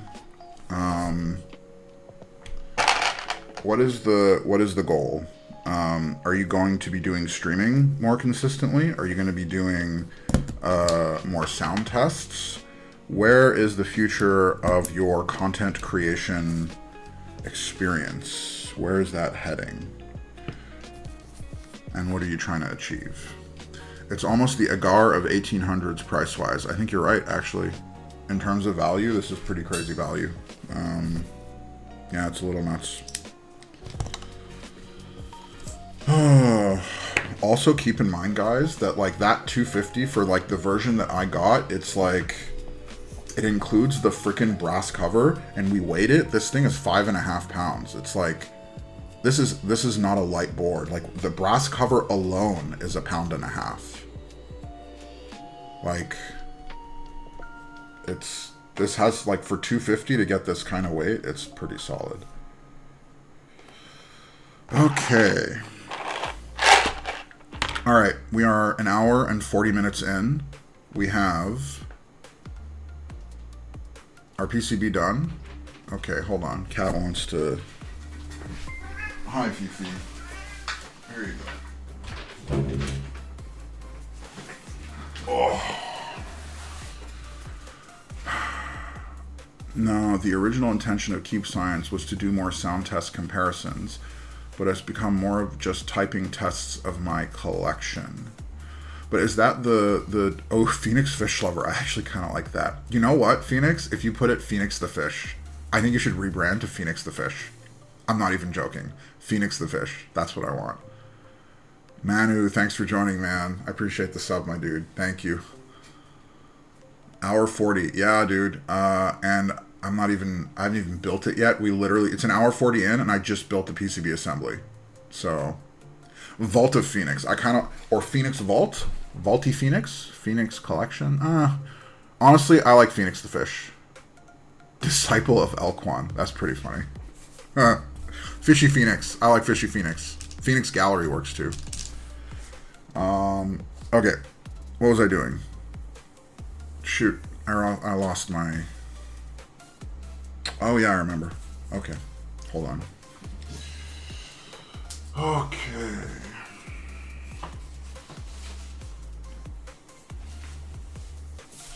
Okay, so now we just got to pick out... guys, question. What mount are we doing? Top mount or gasket? This is the version with the rollers and the carbon fiber plate with PBT keycaps. I'm thinking we do top. And then for the rebuild, we go to gasket. Top, gasket, gasket. Okay, we're tied. Top, gasket, gasket. All right, let's do rigid car. Okay, let's optimize for top then gas. Okay, because Mikey, we're gonna do both, right? We're gonna do both for sure. If you're gonna rebuild top and after gasket, since top is gonna be mid bad. Oh, you think top won't be good? Really? How come?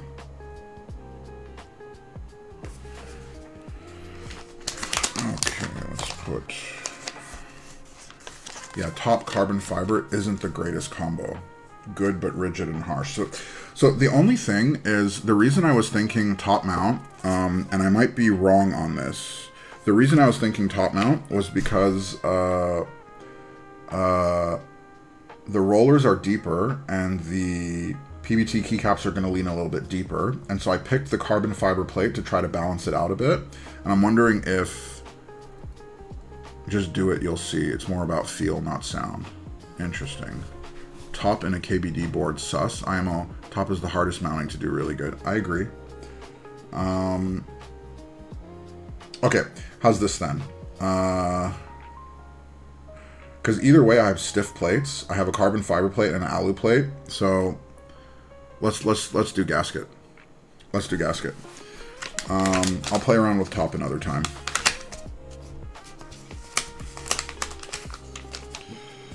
Okay. Extra screws. What is this? What the heck? Do top first, get it out of the way, huh? Alright, fine. We'll do top first. What the heck is this?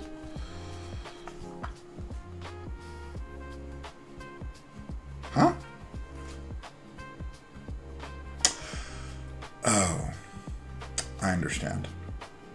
Yeah, it's the screen that's already installed. I understand. Never mind. I was a bit confused about why there was an empty, pre-installed. You're right. Navi, can you explain the terrorist combo of keycaps and keyb you are using? Yes, sir, I can. So, we have KBD rollers, because this is a sponsored build. They basically sent the whole build over. So we have KBD rollers so we're going to do two builds today. There's two. The first one is going to be the build they sent over, which is with the PBT 6085 keycaps. These are kind of grayish keycap. Oh, you mean the 60? I will tell you all about the 60. Hold on a second. What don't you like about the 60? This is a beautiful board. What are we playing at here, huh? What are we playing at here? What is it? Come on now. This is nice.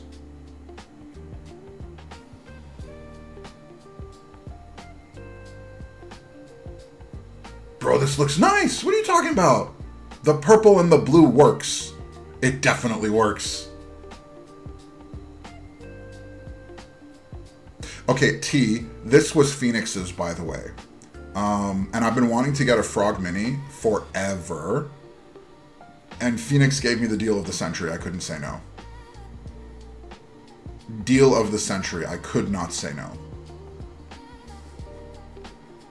I did slap some pretty fat bump-ons on it, though, that I think you guys are going to hate. Fat bump-ons.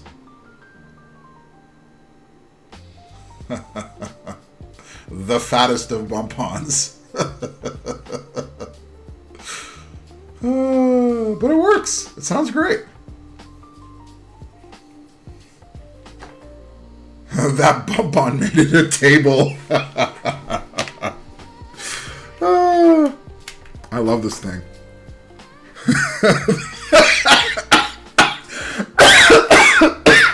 Those are columns, sir. They are not bump-ons. Okay, fine. I added some columns onto my Frog Mini. Oh, that is great. Oh, that is so funny. You killed me. You killed me. Hold on. Wait. We're gonna name the Parthenon columns bump-ons now. Alright, since this is a keyboard stream where we do keyboard things, let me show you guys how this sounds. Alright? Hold on. So, this is a Frog Mini with KKB Violet on Cream with an alu plate and KeyGeek B1s.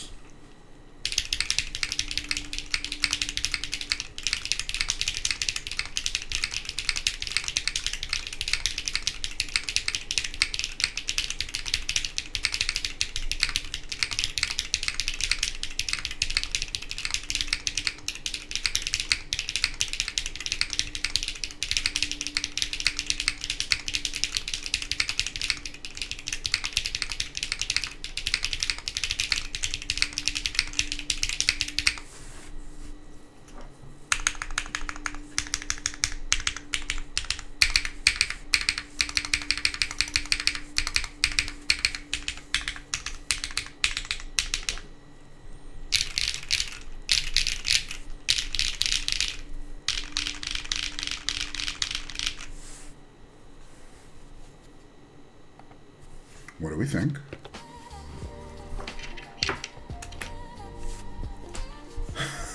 Holy shit, what are you typing on? A xylophone on steroids. They're the B1s, Manu. These are the KeyGeek B1s are like among the loudest, most obnoxious KeyGeek switches. They're the first ones that came with 50% fiberglass, and there's something a bit weird with the B1s where the top out is like weirdly deeper than the actual sound of the switch. So it has like a very interesting kind of very loud sound to it that's like borderline obnoxious, but I just love it. I love loud, obnoxious switches. And so, have you noticed your face is very serious when you do a type test? So here's the thing. I'm really focused because like dropping below 100 words a minute hurts my soul. And so I need to make sure I hit the baseline of 100, but then I also want to do better and actually beat a record. So I never half-ass a type test. I'm always like locked in and trying to do it. I don't know if you were there. Not last week. Was it last week or the week before? Whenever I did the Snake 60, the Snake 60 like was such a cool special board that I kept losing my shit while doing the type test. I was losing it. Like, it was so nice that I was not able to... That one was... Me not... Oh, come on, Mano, you can hit 100. Oh, man, I want a Snake 60 one day. Honestly, me too. At this point, I would even go back... Like, the Fossil Edition was super nice, but at this point, I would even go back to, like, the Alu version. Like, I had a chance on the Alu version. It was in stock on Mechland, and I didn't do it. Okay, man, that's not too bad. My record is on a 30 second, it's like 118, 119, something like that. On a 30. On a 15, I've hit 121. For what it's worth. But there, dude, I don't know, you must, okay, yeah, of course, I was gonna say, okay, this will tell you how tired I am. I was gonna say, you know Bowl? As if you don't know who Bowl is. I was going to say, you know Bowl? Bowl hits like 150, 160. As if I'm bringing you information. Like, the moment in my head I was like, hey, you know Bowl? Like, and it wasn't a rhetorical. In my head it was like I was introducing you to Bowl. And I was going to say, there's this guy. He's Bowl. He types fast.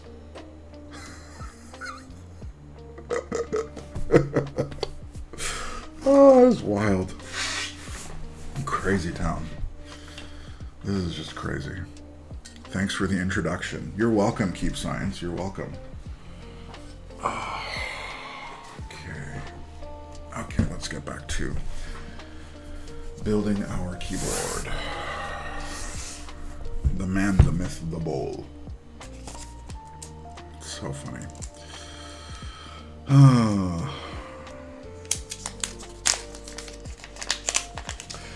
So one thing, guys, here's the question I have for most of you. This keyboard is going to my wife, and the second she saw that I got a keyboard coming in that had a numpad, she claimed it. So this is her keyboard. And she's more of a Thok lover. She likes the deeper boards. And I wanted to try to use this keyboard as a way of introducing her to clack. So I'm kind of hoping that I can find the right build on stream to get her converted to clacky keyboards. So I'm even wondering if I leave this build as is, because this is KBD rollers with PBT keycaps. And I'm wondering if I swear to God, I was going to say KBT. PBT keycaps somehow in my brain turned into KBT. Dude, right, the raw on this thing, it's my first raw keyboard. I'm in awe a little bit. By the way, I don't know if you guys, Keep Science might know, but any of the rest of you guys, are all raw keyboards like this? Is it always like this? Like when they say raw, is this what you get every time? Is it always this kind of shiny, like this? Is it this every time? Or is there like variation in the raw keyboards? No, it depends on who's doing it. Okay. If they have the PET plastic sheet, use it too, Thocky. I might. I might do it on the rebuild for her, because I really want to try to convert her to clacky keyboards. But this is the first time in a year and a half she's agreed to try anything other than her Epo Maker. Like, I have bowl obliques, I have parabolicas, I have geons, and she refuses to give that up for her Epo Maker RT100.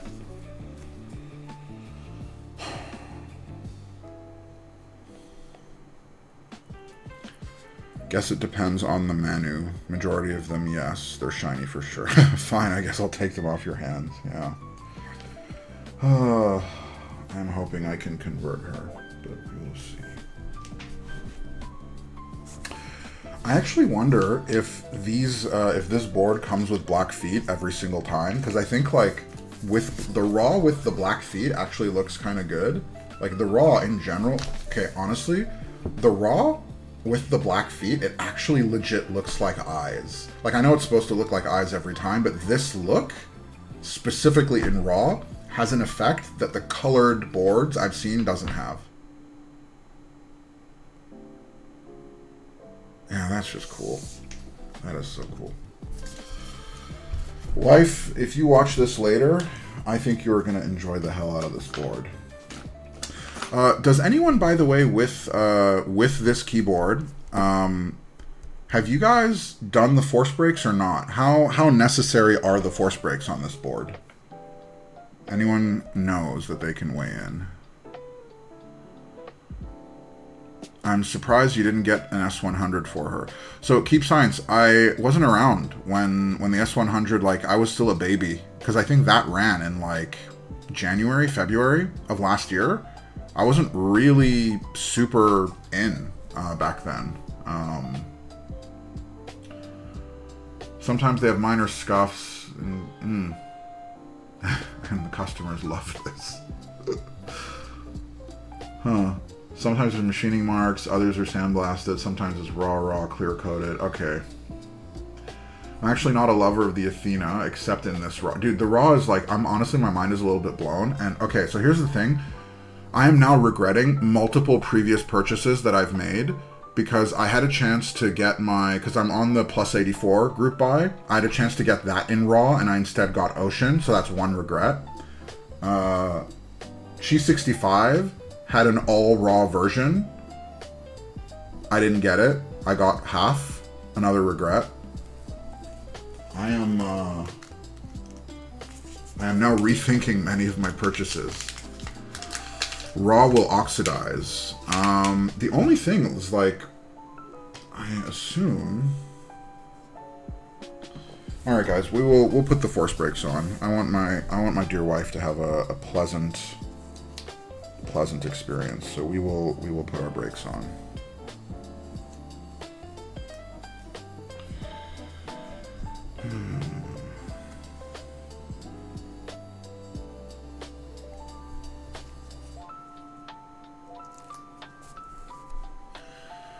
I heard raw alu scratches rather easy. It might. I actually don't know.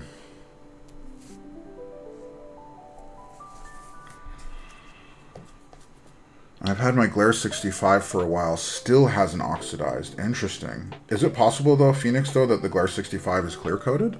Can you tell when it's clear-coated versus not? Is that, like, is it obvious when you touch it, or is that, like, an invisible thing that you can't really tell? What the heck? Oh, come on.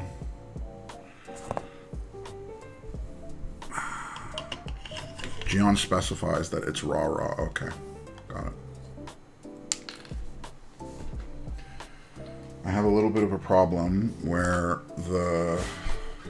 because we don't get a ton of these force brake pads, and I think this one came off the adhesive. It ripped a little bit, and so now I'm trying to surgically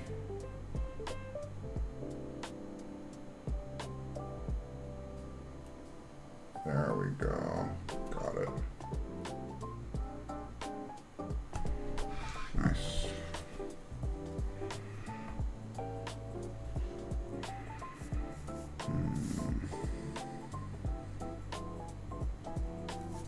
There we go. Better.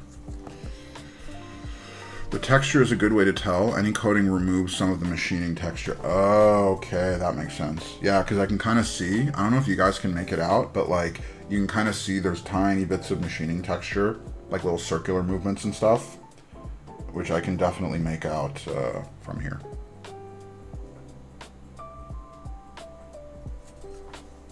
Close enough. I missed the plus 84. Plus 84, there will be extras for sure. The Nux Ross boards always have extras. Like the Sebas, whatever, is fulfilling right now, and mechanicalkeyboards.com has extras. They always make a lot more of those, so I'm sure you'll get it if you want it. I have no doubt. Definitely possible. Clear coat feels smoother and doesn't fingerprint as easy. Ah, okay. Okay. I think the Chi 65 is clear coated, but I'm not sure.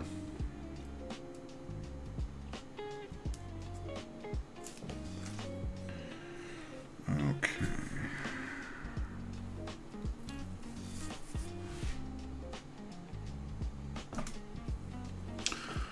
Yes. And depending on the type of clear coat, for clear coats like this, it's always a layer of material on top of the alu. There are ultra thin coatings like polymerizing lens. Okay, but that's not okay. So there's different coatings then. I get it. Okay. I thought about getting in and trying to get a raw 722, but I'm happy with my red. Ah, man, I always get tempted by Gion boards every single time. Weren't you selling your 722, Phoenix? I thought you sold it. Or is that a different one?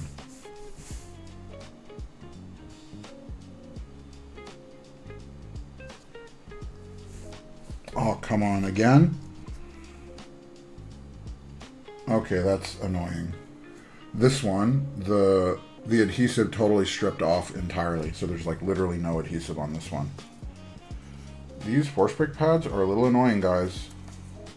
A little annoying. Okay, there we go.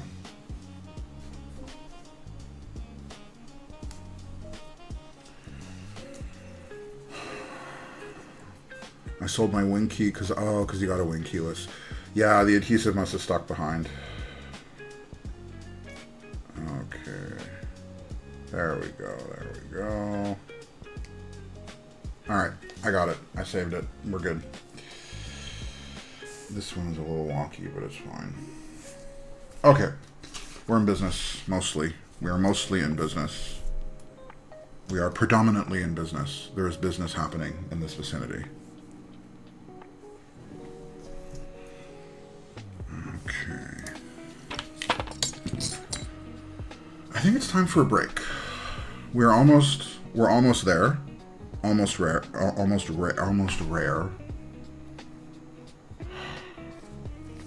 I think it's time for a break. Oh. So how you guys doing? How's life?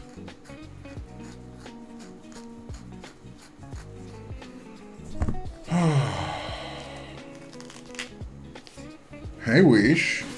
We are 2 hours exactly, almost exactly 2 hours into stream. What has happened is the board has not yet been built. However, the PCB assembly is done. We just put our force brakes and our feetsies on. And we are a couple seconds away from slapping everything together and getting to our type test. However, we're taking a short break. I'm going to have some orange. And we're going to hang out for a minute. So, I guess that's where we are.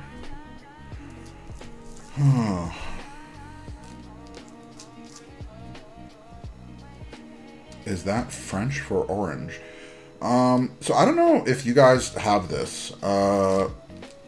My wife and I have kind of invented a little pseudo language between ourselves where there are certain words that we just pronounce differently. Why? No idea. But that's just what it is. We do it for fun because we find it cute and funny. And an orange is one of those words where in this house, we don't say, would you like an orange? We say, would you like an orange?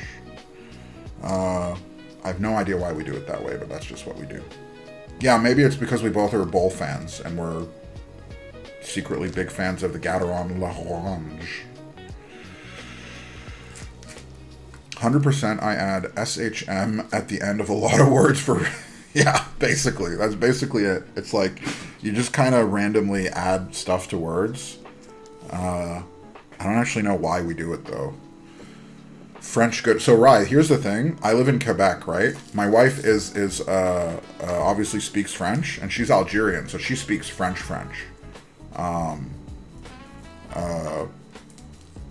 And it's just funny because she married an Anglo who doesn't speak French. It's actually, she jokes a lot because I can speak one type of French. There is one French that I can speak. You'll never guess what it is. You'll never guess the type of French that I speak.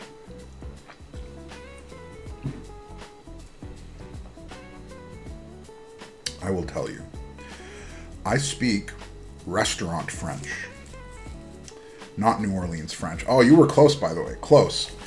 So I speak restaurant French. What that means is I can go into a restaurant here in my area and I can read the menu perfectly and I will understand the words. So when my wife orders in French, I know what she's ordering. I know the words, I know the meanings. There is not... it would be very difficult for you to find a restaurant that you could throw me in and I would not understand what was on the menu. Now, any other context, I'm useless, but I speak restaurant... Well, I don't speak. I understand restaurant French.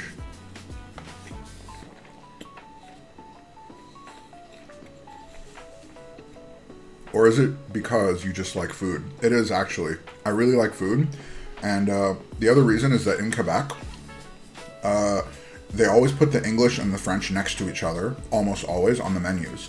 And so if you go to restaurants enough here and you read the English, you'll see the French word is right there. And you just kind of slowly start to make connections. And that's how it is. So we can actually test this. If Rye puts in like the name of a dish, if you like list out some ingredients, right? Like describe a dish to me. Be like, okay, here it has bread, tomato sauce, cheese, and pepperoni. Like whatever you describe, chances are I'm going to know what it is. Like, obviously if you use the French name for the dish, I might not know, but ingredients, I know ingredients. Why put two languages on the menu? They just eat poutine. Dude, so I went to university in Montreal and I gained so much weight because all I would eat was poutine all the time, non-stop. It was like, it was a problem.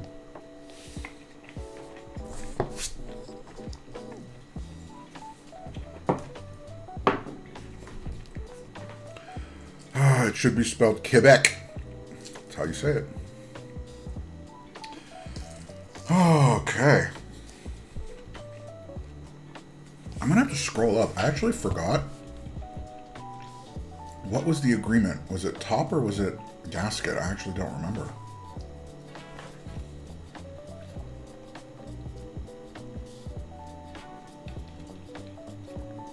Okay, well, chat will not, it will literally not let me scroll up far enough.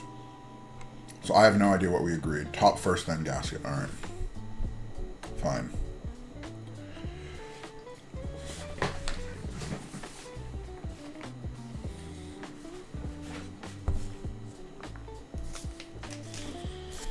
Back to work.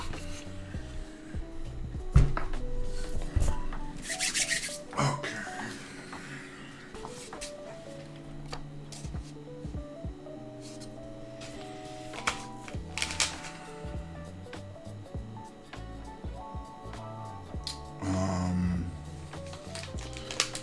I do not remember.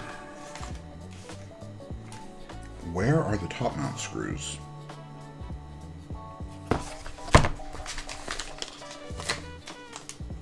These are just extras. This can't be it.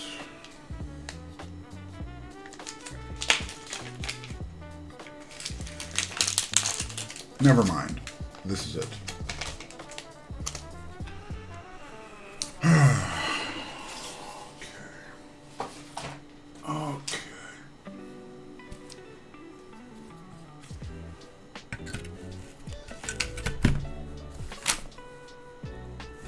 Okay.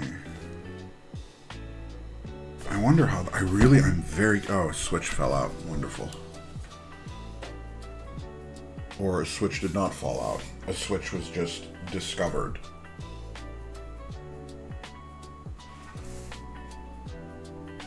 Oh, it did fall out. Never mind.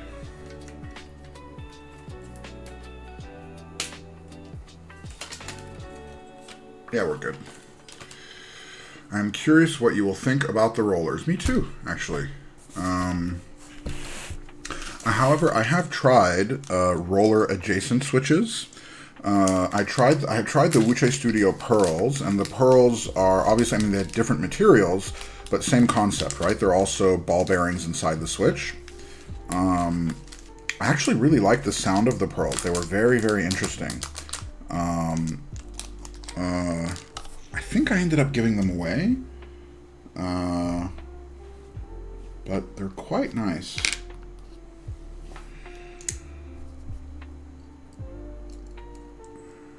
Too big.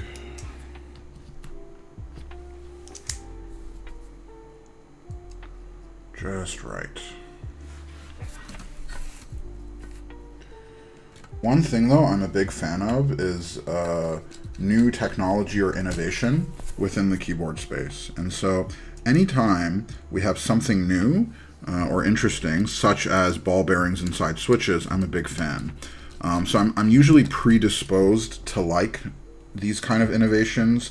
I don't even know if you can call them innovations, because but whatever. To me, it is an innovation. It is a cool new idea, and I love these cool new ideas. However, the problem is that I also love value, and I have difficulty spending too much money sometimes on keyboards. And so the problem is that usually if you want innovation, you have to be willing to pay for it, because a lot of these cool new things cost more in the beginning because of R&D and development and all that. Even if it doesn't pan out in terms of sound quality.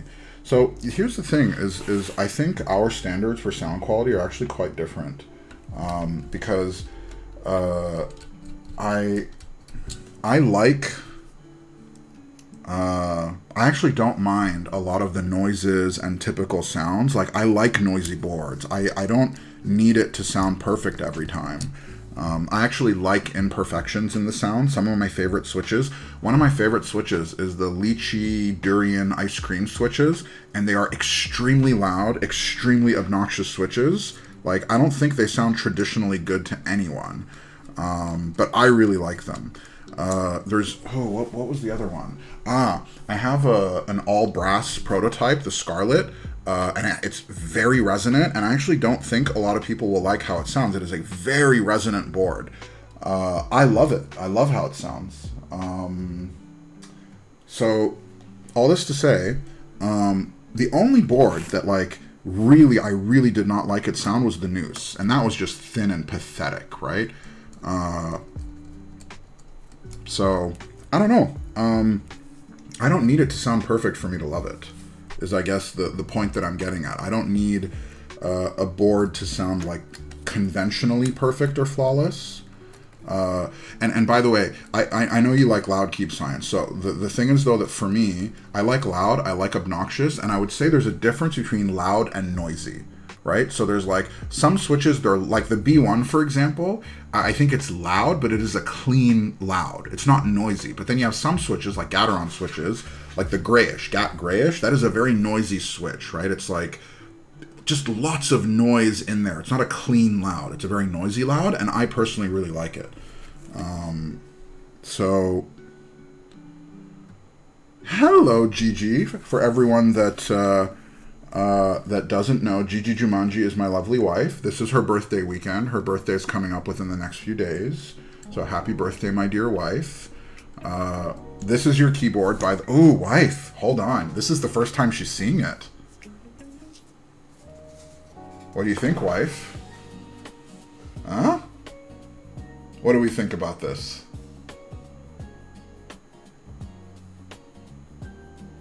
Huh? Isn't that beautiful? Like, you have these beautiful eyes on the back. It's like all shiny. Huh? Oh. And it is heavy, my dear. It is very heavy. This is a chunky, heavy keyboard, my dear. We've talked about you quite a bit on stream, trying to figure out what the configuration for this board is and how we can get it sounding up to a level that you will enjoy. I've spent quite a bit thinking about... I think I lost a baggie, but it's just... Did I lose a baggie? What is going on? Okay. And totally not talk... Yeah, exactly. I did not realize this is the first raw... So this is what they call a raw keyboard, my dear. Where there's no paint, no coating, nothing. It's just pure aluminum. And it's my first one. I think I told you about this. I don't remember. But I am very, very enamored by the look of this keyboard. By, like, especially this, like, how it all looks put together. I am very, very enamored by this. Yeah. Don't even think about it. It's mine. Yes, dear. Yes, my love. Okay. Makes me melt. It honestly, me too. This thing is like... Oh. All right. We are close. We are very, very close. Yeah. Hi, 3D. How you doing? It's good to see you here. This is the Athena1800, built with KBDFans roller switches. This is a sponsored stream, so they sent everything over. However, when my wife heard that there was a keyboard with a numpad making its way here, she claimed it for herself. So we are building this, but unfortunately it has already been claimed. So we will potentially rebuild it on stream right after this build. We'll try a few different builds, maybe. Maybe one. We'll see. Maybe not. We'll see how we're doing on time. But fairly quickly, this one is going to make its way into my wife's office. And Rye, no, this is a LTT, Linus Tech Tips screwdriver kit. From what I've heard, it's very, very similar to the iFixit kit. I don't know if it's exactly the same. I actually don't know. But it's Linus Tech Tips. It's their precision screwdriver kit. The one thing that I like about it in particular is that this part here is, so there's two things. So one, it comes apart pretty easily. And then the top case is magnetic. And that's one of my favorite things about it, is that, like, I don't know if it's showing now, but, oh yeah, these screws are not magnetic, but the top case is magnetic, so it's pretty cool. I enjoy it. It's my favorite. I've had a few others. This one I just use the same quite a bit. It's in partnership with iFixit. Oh, okay, cool. Oh. Fun fact, Naveed was obsessed with Linus Tech Tips. Yeah, I don't watch it as much anymore, but I used to love LTT. We are very close. Almost finished.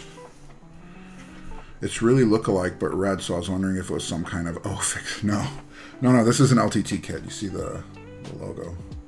There we go. Yeah. Okay. Keycaps. Oh. Now, I actually don't know, wife, if you are going to enjoy these keycaps. These are the ones that KBDFans sent over. Now, I did pick them. But if you don't like these ones, do not worry. We can rebuild them with many different options. So do not worry.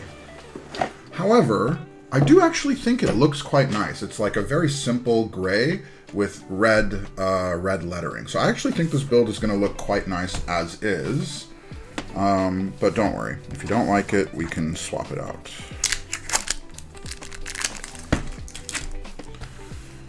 Okay. Is it red? Camera makes it look purple. Oh, it's kind of it is a darkish kind of red. Give me a second and I'll pull it up closer. It is actually, I think you're right. It is kind of like damage. So you're right, actually. It's kind of like it is kind of, actually, hold on. Is it the same? Give me a sec. Ugh.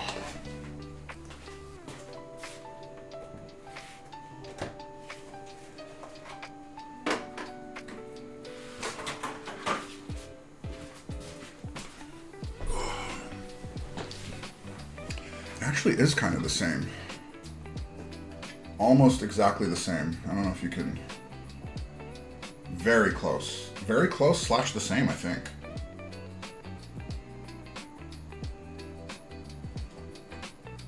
Actually, honestly, in person, it kind of looks exactly the same. The same shade. Very cool. K-Tech, this is the game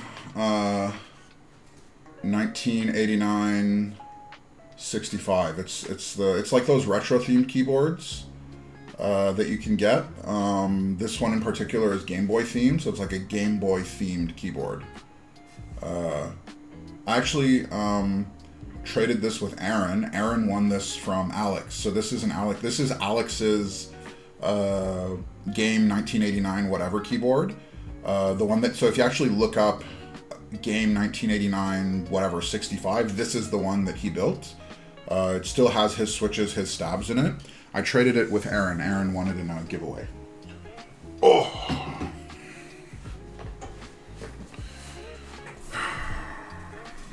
Is 60 your favorite layout? Actually, I think it might be. 60 might actually be my favorite layout, Llama. The only problem I have with 60s is I can't use them for work.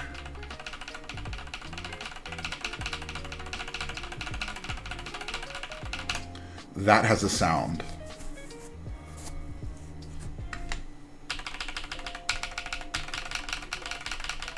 That has a sound to it.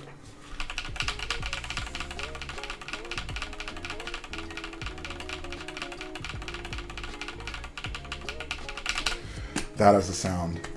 That is very resonant.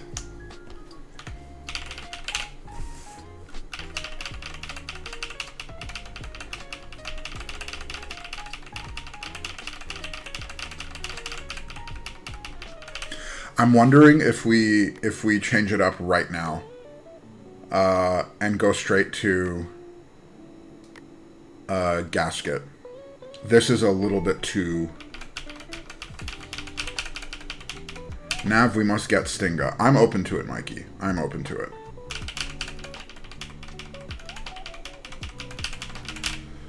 I'm sorry, guys. I think we need to go to... It's a bit too much. It's a bit too resonant right off the bat. The carbon fiber plate in top mount, it's a bit too much. You can kind of hear it. These are PBT. It's the KBDFans 6085 keycaps. So these are PBT. With ABS, it would be even brighter. But just, you can... Hold on. Just listen.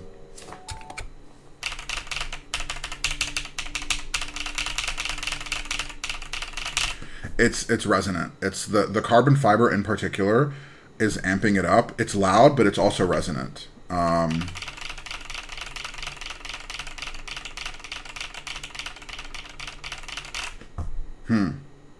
Okay, how's this? Let's finish this up and let's get one full-on type test in, because sometimes the type test makes a difference. So let's finish this up, get a full type test in, and then if there's time, try to do a speed run of another build. Because usually the rebuild is a lot faster, because you kind of figured out how everything works together. Let's see it through. We said we'd do top mount. Let's get a proper type test in. Are the switches lubed? Yes, they are factory lubed. So these are the KBDFans rollers. They come factory lubed.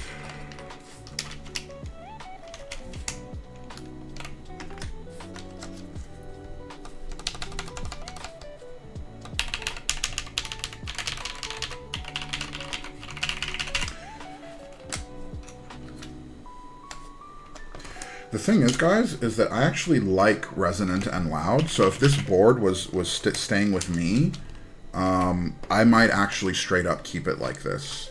However, the final home for this board is my wife's office. And so I think, and I don't know, I think for her, this might be a little bit too much. Which is why I think in her build, we're going to have to switch it over to the gasket mount. I think she'll enjoy gasket much, much more.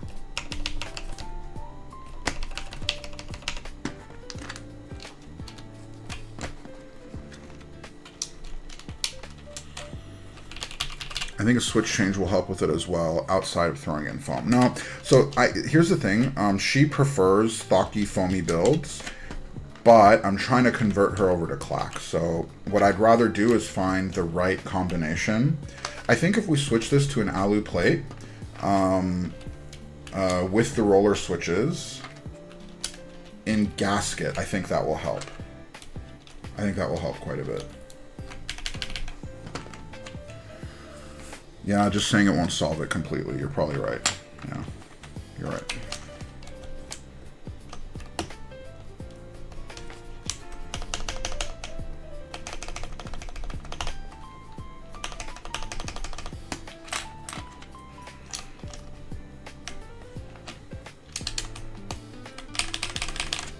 Honestly, guys, this sound is kind of growing on me.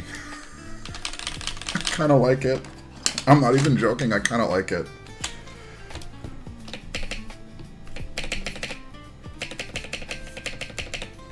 Yeah, I don't know. I kind of like it. I keep science. I think you're right, by the way. I think this is 100% too much for her. I think it's because, like, she has an RT100 Epo maker, right? So hers is like fully foamed up. It's a very, very different experience. So I think this is definitely going to be too loud for her. But I actually like it. The resonance, I like the resonance. So I think I might have a little bit of a problem.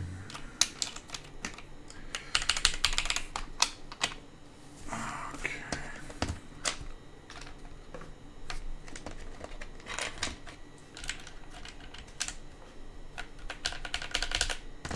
Don't miss the case foam comment. If I press too hard and short it against the case, wifey might too with the gasket mount. Oh. Okay. You may want to throw in the case foam at the very bottom with gasket mount. I accidentally shorted my PCB because of the flex. Interesting. Interesting. Okay. Do they have, what's it called? I mean, I'll take a look at the foam kit. Sometimes they have like a thinner layer. Oh, yeah, they do. This paper or whatever, this is like a thinner layer that I can just lay on the bottom to prevent it from shorting. Perfect. I'll do that. Thanks for the tip, man. I appreciate it. The sound is interesting. Honestly, I kind of like it. But I'm not sure if this is for everyone, but I've said it before. I like resonance. I like loud. And so far, this seems right up my alley. The only problem is that this loud resonant kind of thing is almost certainly not going to vibe with Mrs. Keep Guy. And so we are going to have to switch it up in her build. So I do want to get a feel for how this sounds though, so we'll follow this through. We'll follow this through as is, and then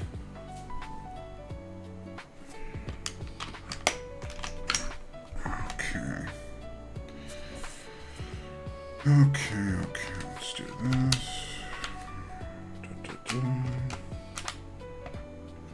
Down.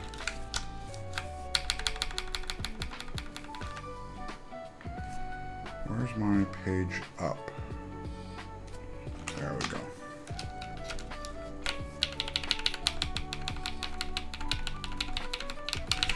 Thankfully, I didn't brick my PCB, but it did freak. Yeah.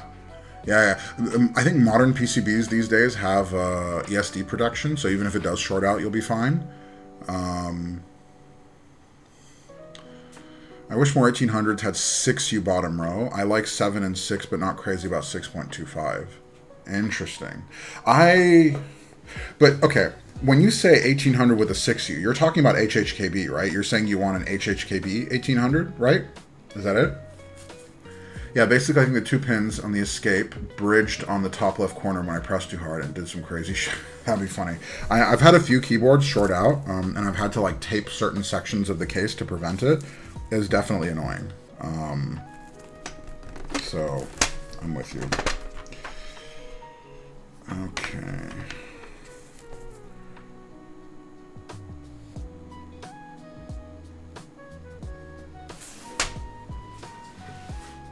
Where did I put it?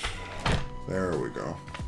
I thought we almost had a problem, but here's the kit. Almost had a problem, which was, I thought for a moment that my keycaps did not have numpad, but they do, so we're fine.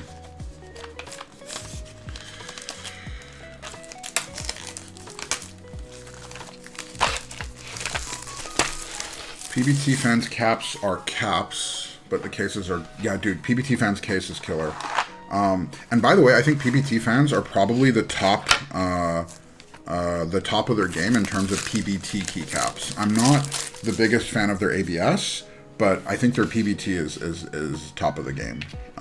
Them and Key Creative, I think, are the two kind of winners right now on PBT. I've tried. I have other people's PBT. Like, I have Keytalk. Keytalk is okay. But their stuff is all die subbed or printed. They don't do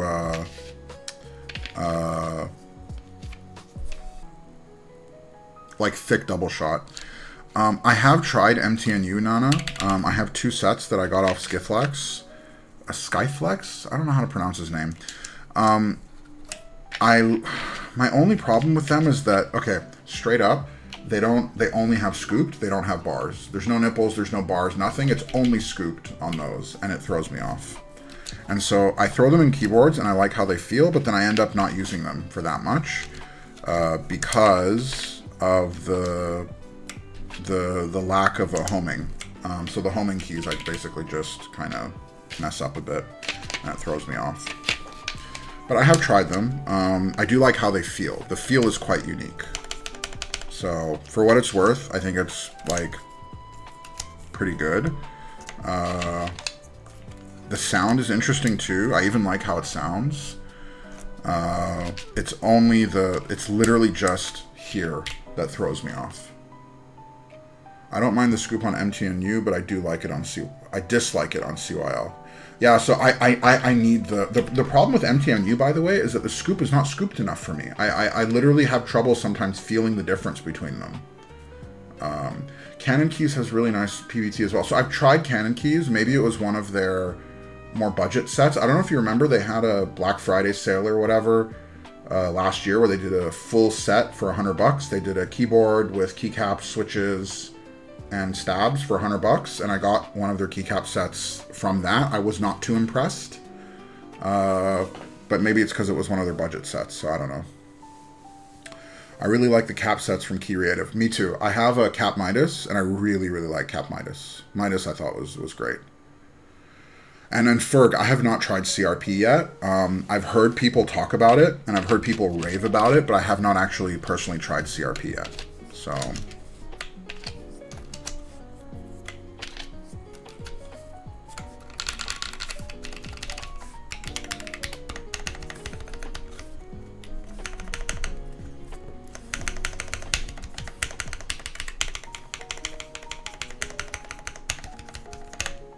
nice.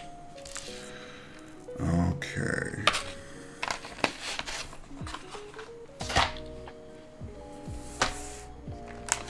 All right. We are almost home. Almost home.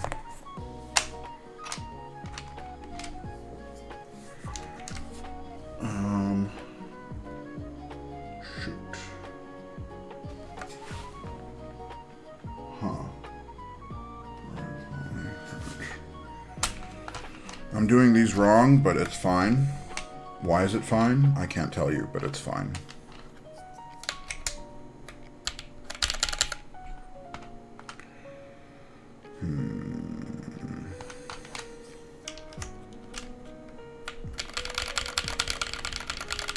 Yeah, the mods sound pretty good, right? They're pretty good. The enter was slightly quiet, but I think it might have been a stab tuning issue. Okay.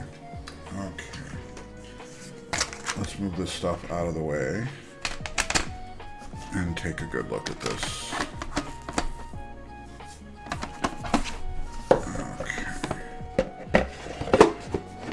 I'm waiting for my SWG to come in. I heard they fixed the spacebar. So it depends on the set. If you're talking about SWG beige, then you're right, and I'm waiting for it as well. I was actually very happy with SWG beige.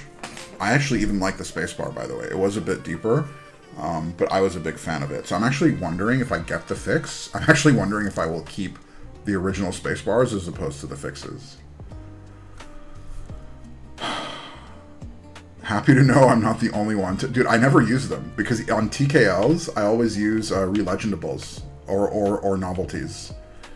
So, K-Tech, on the SWG beige set specifically, hold on, I will show you.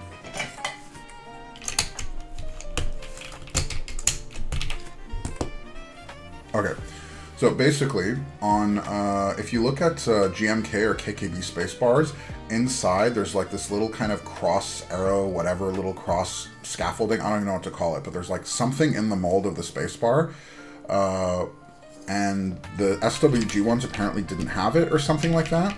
And so basically the SWG spacebars, as a result of their design of the mold that they used, was a bit deeper, and so a lot of people didn't like it, and after SWG beige they updated it. So every set after beige has the new updated spacebars that are brighter, except for the beige set. So the fix kit that they're sending is basically gusseting. Okay, there you go. So the fix kit is basically updated spacebars that specifically improve the sound and brighten the sound. Now the thing is, I actually like having contrast between my alphas and my spacebar. So I actually really liked the sound of the OG spacebars. So now I'm actually worried, and I'm wondering if the new spacebars will make me like the set less. We'll see. Okay, guys. Build 1 is done. What do we think? Huh? How do we feel about this?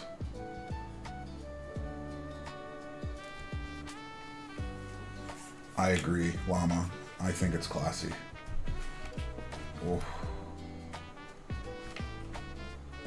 God, this is chunky.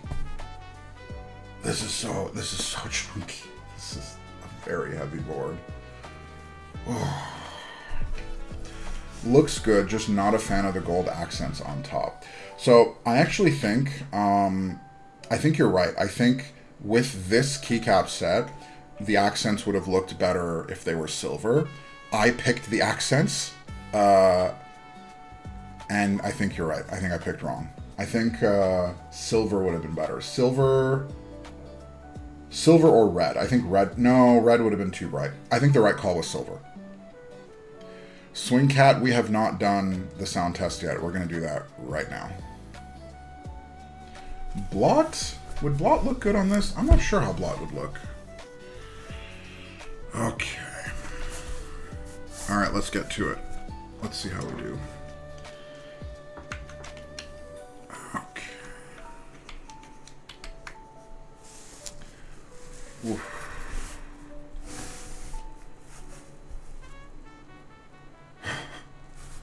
I did not realize how vibrant that screen is. It is surprisingly bright. Huh. That's kind of cute. Yeah, that is a surprisingly bright screen. Yeah, Mortem. Right here. Oh, Nana, you're right. Konsu would kill. Konsu would be so good. Nana, you're right. Konsu is it. Villain, you did. You made it right on time for the type test. This is right about time. Okay. It is time. Let's see. All right. So we have Athena1800 in raw color, with KBDFans 6085 on a carbon fiber plate with KBDFans rollers in top mount. Let's see how we do.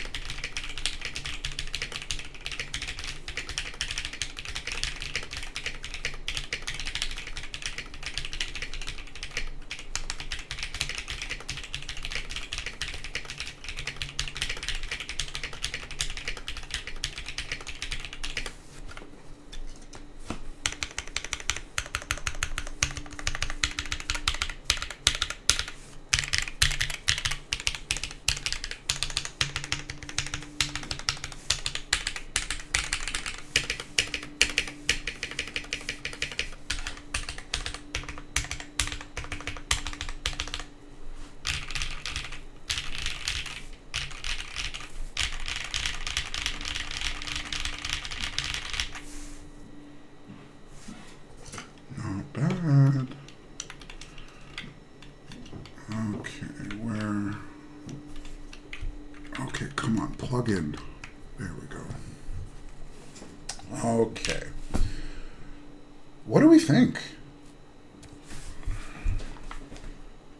What do we think about this? Quick question, where did you get the wire from? The cable I got from Toronto Keyboard Man, Mortem. I got that while ago, last year. I don't know if they still have it, but Toronto Keyboard Man is a Toronto-based keyboard store. They got it. Funny that installing the caps tightened the sound so much. You're right, actually. You're right. It has controlled it like a decent amount. Sounds like HMX switches, but a little muffled, not high pitch. Sounds okay. The PBT really toning down the top mount with the car. It did actually. Honestly, it sounds... actually, I find the sound very interesting. It's hard for me to pin. The spacebar is crooked. I don't think so. Looks fine for me. Mikey, thank you for the sub, my dude. I appreciate you. Thank you very much. Spacebar looks crooked. Alu would bring a lot more sound up. Really? Oh, and top mount, yeah. I think I'm not a fan of the switches. Also curious what foam is in there, if any. Was it the gym during the build? No foam. This is foamless. It's carbon fiber plate, PBT keycaps with the KBDFans rollers. Honestly, CF plate is a bit tough for sure. At this angle, I think it looks like the right spacebar is lower. No, for me it's fine. I think it might just be the angle. Here, if you look at it this angle, I think it looks better. Yeah, it looks. I think it might be the angle, guys.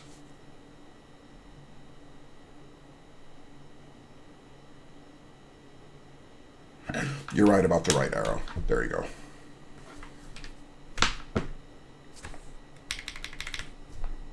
It does sound very weird. Like the specific combination of the carbon fiber plate with the top mount, the PBT, like it's like, okay, so it's like, it's the KBDFans rollers, which are a little bit deeper. And there's carbon fiber plate, which is a little bit brighter. And then there's top mount, which will make it a little bit brighter or louder, right? And there's like, it's just kind of like ups and downs, right? It's like conflicting sound things.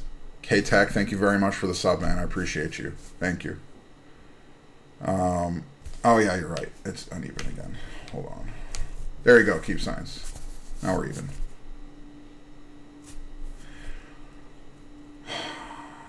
Maybe ABS keycaps might go with the... Okay, so I want to go straight into the rebuild. We need to figure out what we're rebuilding to. I think we're going to do alu plate for sure. We're going to do gasket for sure. I want to switch the keycaps out, but I'm actually not sure about keycaps, guys, because if we go too bright, she might not like it.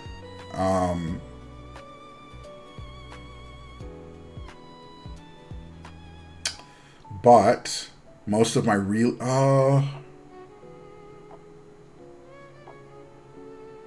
or just have her pick the caps, because I want to give her... we could have her pick the caps. You're right. But I want to at least get a sound profile. And so I'm not sure if we go ABS or if we go PBT. So let me get started on this teardown. We'll do it now, but I need you guys to help me out a little bit. Okay, so here's the thing. So my wife she has a Epomaker RT100. All right. I got her that board when I first got in the hobby and I was doing pre-build. So she has a Thocky keyboard, right? It's a deep Thocky, classically Thocky keyboard. Now I want to try to convince her to switch over to clack. So my goal with this build is to get her converted to clack. So we need to think about the right clacky configuration to get a Thock lover into a foamless experience, right? So we're trying to get a Thock lover moved over to foamless. That's the objective.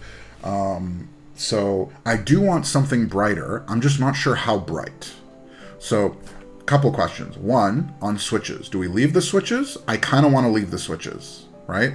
Because I think the switches are already a bit of a good midpoint. So then the question is, first of all, do we leave the switches? Do we switch them out? Do we go alu plate, which I think the answer to that is yes. And then do we switch to ABS or do we go PBT? For me, the big question is ABS or PBT. You probably want to go up to creamy, not too much clack. You might be right. For a deep clack, should have went with blue cheese. Oh, the problem is I don't have enough blue cheese. That's the other problem, by the way, on switches. I typically only buy 90, which means we're going to be a little bit limited on switch choice. Yeah, so for pearls, Mikey, I don't have enough pearls. Alu gasket with ABS and a different switch. Gasket, alu, PBT rollers, no foam. Try that. Okay. I think for staying power, to switch over to Athena, go with a smooth switch, something she'll use and say, wow. That's the thing, is I think that she'll really appreciate the feel of the rollers. Because they're very smooth. What switches do you have available? Okay, let's take a look. Hold on. Okay. Let's hold on. I do have enough MX Blacks, Rye. Actually, that I do have enough of. Let me tell you guys. Hold on.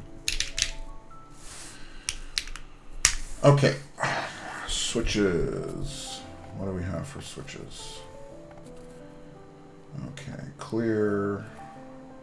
Let's do this.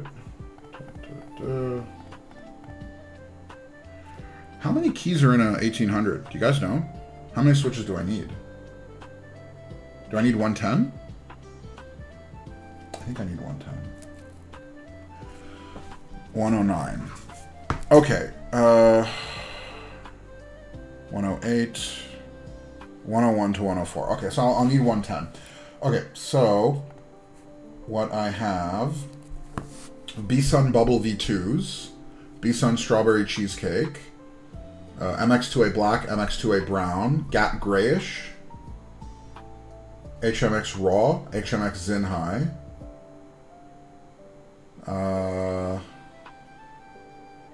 Keybay Gun and Rose. It's a Key Geek Gun and Rose switch, Key Geek Cheese V2, and KTT Rose. Those are my options, and obviously the rollers.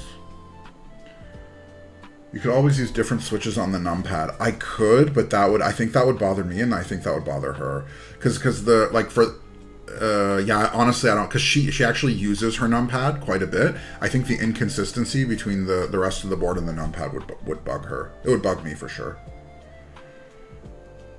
A full travel switch with, you think Cheese V2s are okay, guys, HMX Raw and Cheese V2, both of them are like crazy bright, like crazy bright. Okay, so you guys are both suggesting HMX Raws, like Keep Science. Are you sure about the HMX Raws? Because those are going to be very bright. Although we could go Raws with PBT keycaps, which might balance it out.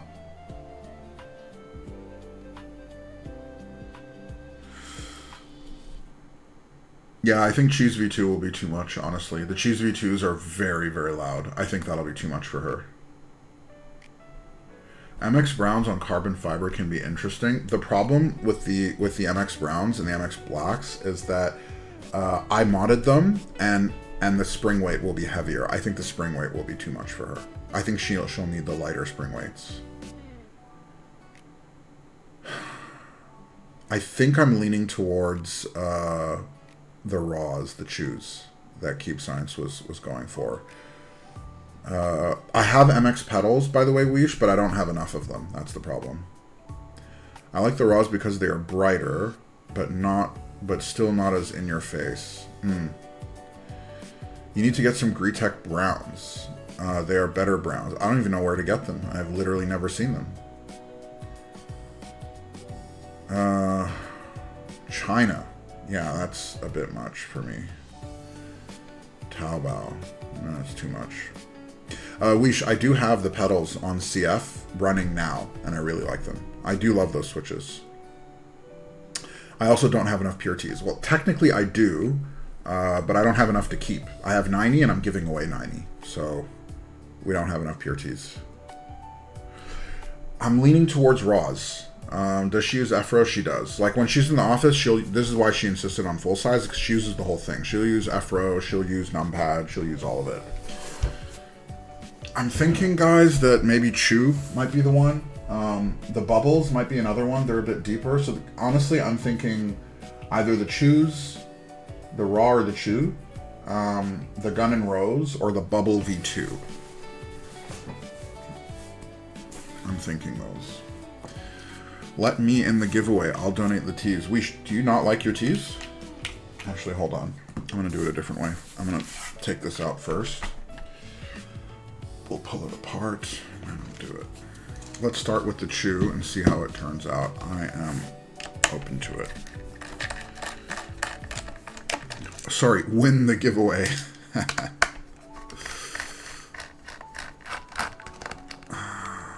I think we need a side-by-side sound test with different switches after the alu plate is installed. So, from a timing perspective, I don't think I have time to do more than one rebuild. I think I have time for exactly one rebuild. So, as a matter of fact, I don't even know if I have time for a full rebuild. But we'll try to speed run. I can get some Gretex blacks for 13 cents a switch, super cheap. Interesting. But are they the vintage model? So I've heard about people talking about them, these like Gretex whatever switches, but I've never actually played with them myself.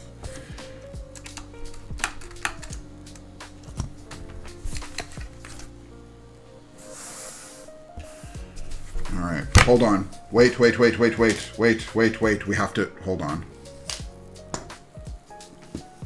Speaking of giveaway, the switches from the giveaway I won a few days ago arrived yesterday. Thank you so much. I'll share a pic. That's great, Conan. I'm glad, man. I forgot which ones you won. Were they pure teas? They were pure teas, right? I think they were pure teas. All right, guys. So, start a prediction. All right, here is the prediction. Rebuild will take greater than 30 minutes, yes or no. This means caps off. So basically, when I'm saying rebuild, I'm saying from where we are right now until we have our new switches in with our new keycaps on. So start to finish, rebuild, okay? The second this is assembled back together with the keycaps on is rebuilt, okay? Submissions are 5 minutes. The answer is yes or no. Well, I'm going to get rid of the symbol because I think that's confusing. Rebuild greater than 30 minutes. Start prediction. Got it. Go.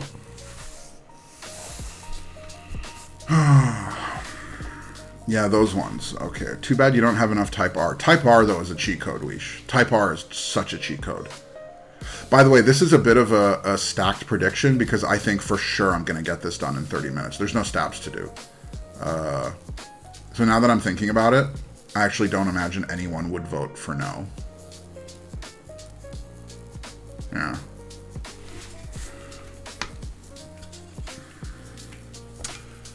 Okay, let's get moving.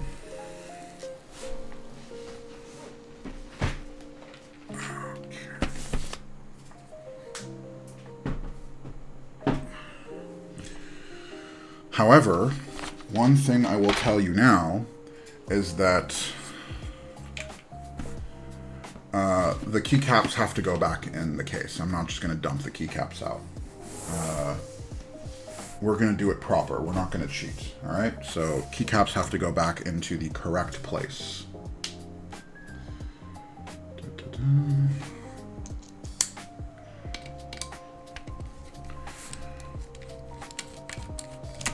Are you changing the mount to Sahas? Yes, we are. We're going to switch from top to gasket. I think... so one thing I'll say, by the way, is that the top mount... I actually think the top mount on this board was decent. I didn't hear any weird noises. The only issue is that I think the carbon fiber plate with top mount was a little bit too resonant for most people. I think most people will find it a little bit too much. For me, actually, I actually think I would have preferred top mount. It was loud. It had a nice resonance to it.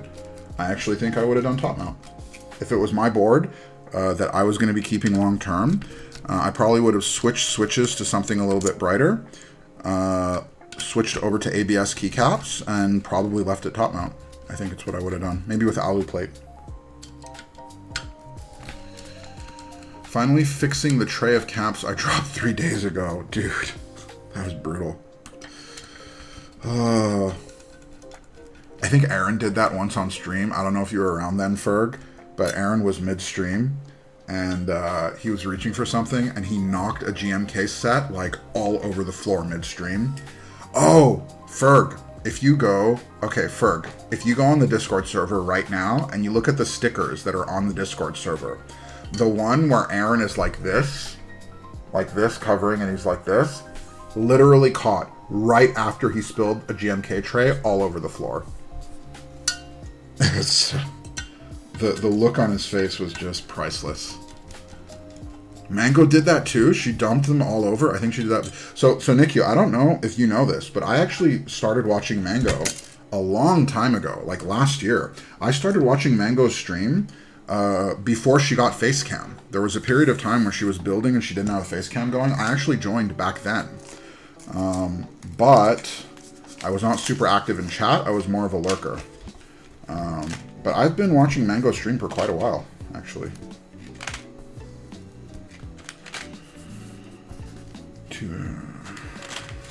I think I was one of her first few. Oh, really? Interesting. No, I only started watching how they grow up. I only started watching somewhat recently. I'll rephrase. I only started being active somewhat more recently, and watching regularly somewhat more recently. Okay. I wonder. Oh, so actually quite a few of you have bet, thinking that I won't get done in 30 minutes. I find that interesting. Because I think, not a chance. I think that I'll get this in 30 minutes clean. Like, I think it'll be a clean 30. Like, I think it'll be clean, and I think I will have time to chill.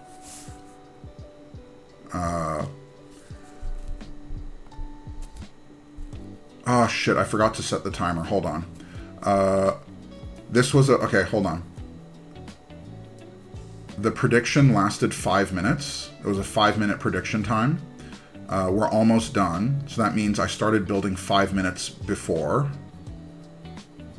So it's 4:27 right now, which means 4:22, which means basically 25 minutes left. Alexa, 25-minute timer.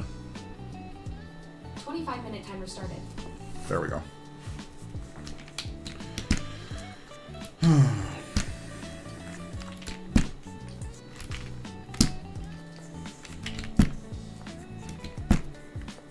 God, 5 minutes went by fast. Maybe I won't get done in time, actually. There will never be an honest prediction on this channel. I don't know if you remember how many people disagreed with the GMK keycap one, but we had objections to that one.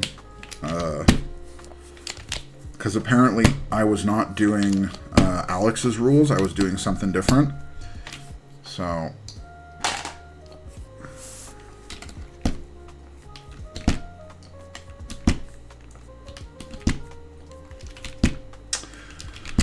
I'm actually thinking Konsu might be the play. I don't know who said that. I think Mikey said that. I can't do Konsu.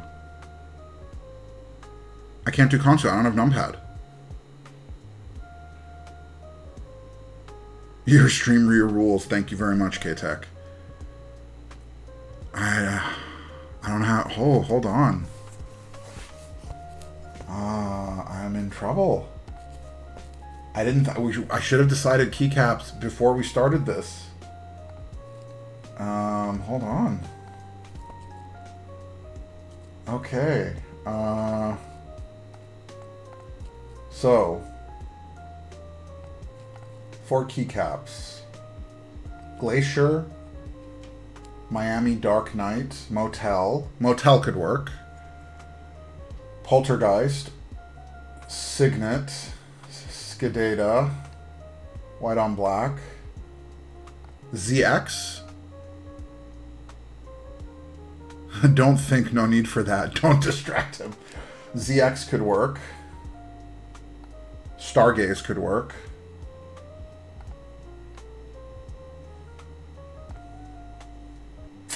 Default to Modern Materials. Modern materials could work.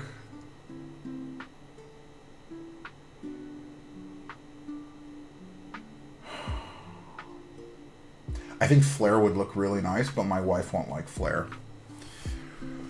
Is ZX wife coated though? It is not. You're right. Stargaze. I think Stargaze is wife coated. Stargaze or modern materials. I have lime, but lime is in use. And you're right, Llama. It will not be flare again. Flare was too much. Flare destroyed the color freaking situation on this camera. Okay, so I think it's going to be one of the modern mattes or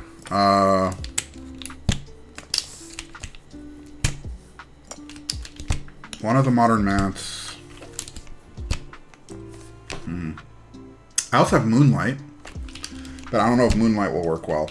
I think it's going to be Stargaze or Modern Matte. I'm leaning towards Modern Matte, actually, but Stargaze is a legit option. You have to keep in mind we have the brass kind of colored accent, and I don't know if Stargaze will work well with the brass accent. So I'm actually leaning towards Modern Matte Stone, although Concrete would work too. Actually, I think either one would work. Guys, I'm actually not sure if we're going to make 30 minutes. I thought it would have been easy peasy, but now that I'm thinking about it and the fact that... Alexa, how much time left on timer? Your timer has 21 minutes and 2 seconds remaining. Yeah, I don't know, guys. I was confident, but I am now experiencing doubt.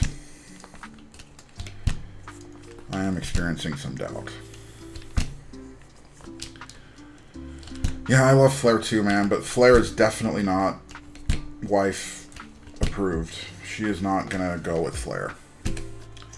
It could Stargaze. Doesn't Stargaze have yellowish accents? Does it? I don't remember, actually. Alright, there's no question now. Nav just straight up hates me, and it's irreversible.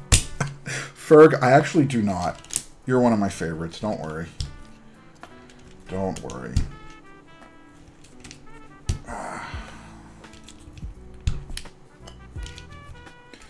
Man, I'm like, these angles are not... Okay, hold on. Here we go. That's better.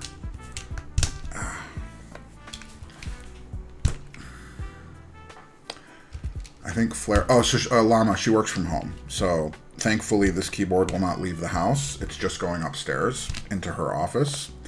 But you're right. I think if she actually took Flare to work, it would cause panic.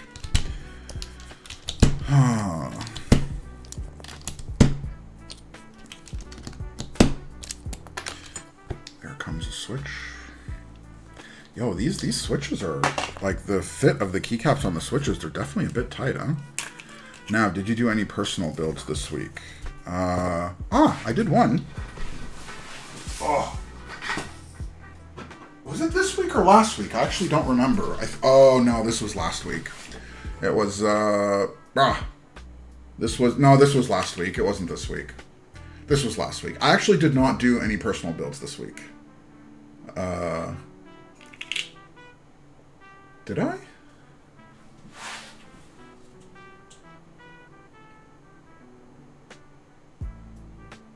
That's sad. I didn't. That's really sad.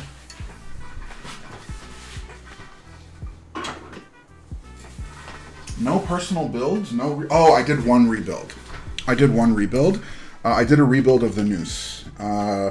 So if you guys remember, I fixed Noose.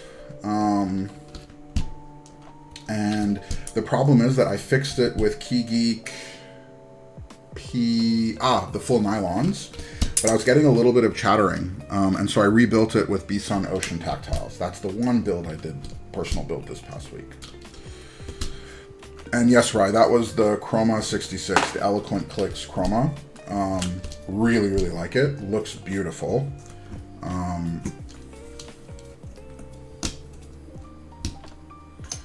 Very nice looking board.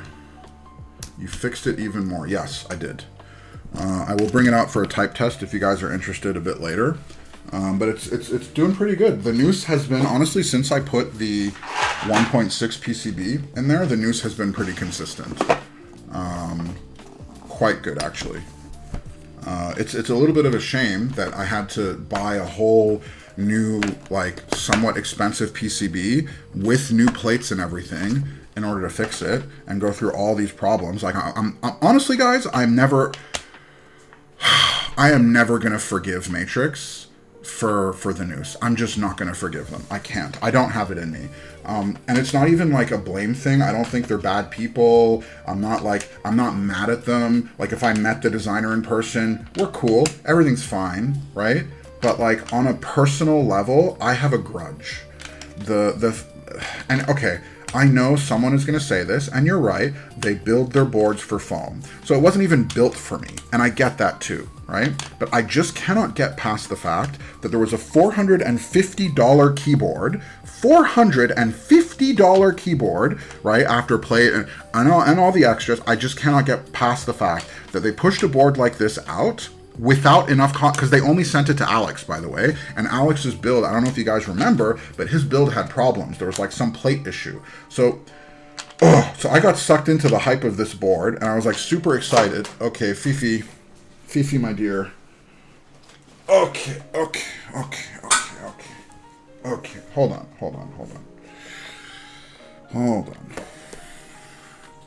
Fifi, be patient. Be patient, Fifi. Good catch, by the way, keep signs. Okay, Fifi, now is, okay.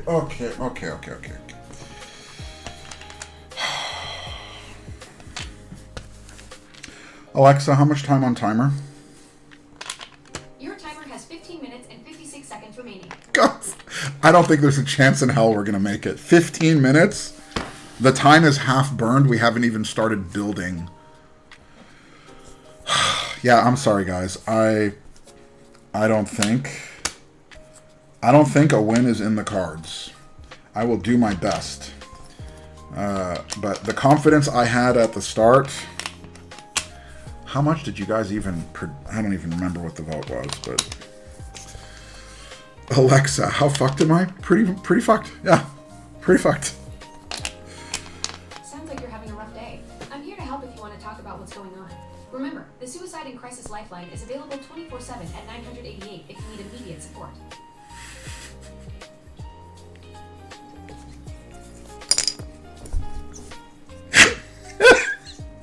I'm sorry, guys. That's not funny. Like, it's just... Thank you, Alexa. Thank you very much. That was very helpful.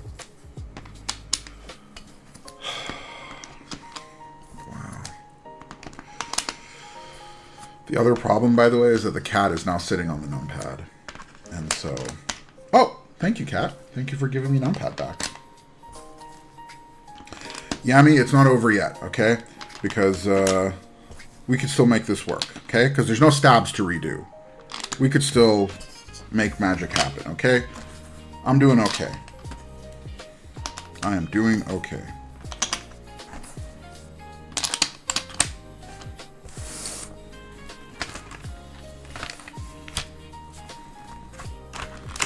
He's coping. It is a little bit of cope, okay? I'm trying to convince you. I'm trying to convince me. A little bit of positive thinking. We're just trying to make some magic happen, okay? It's possible. Positive thinking. Do you guys remember The Secret, by the way? I don't know if you guys are old enough for this, but well, I know some of you for a fact for sure are old enough, but there's this whole thing that happened in like the early 2000s. There's this book that came out. It was called The Secret, right? Or no, it was a book that was coming out. Okay, it was a book that was coming out. Was it a book or a movie? I don't remember. It was like The Secret, and everyone was talking about The Secret and what it was, and there's all this hype built up around it. All it turned out was basically positive thinking. That was basically, I'm not even joking.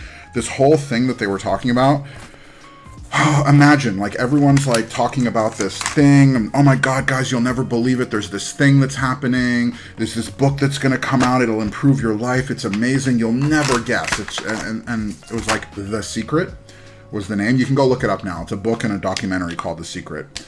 And all this hype just turned out that, like, it was just positive thinking. And you just had to put out positive energy into the world, and the world will give back the energy that you're... I was a teenager at the time, and I remember kind of falling into the hype and thinking, oh man, I'd love to improve my life. I wonder what this, like, amazing secret is, and it just turned out they were like, you just gotta think positive and put it out into the world and you'll get it back. The amount of disappointment that I felt. Okay, for the record, if someone does Baby Shark, I will pause the timer.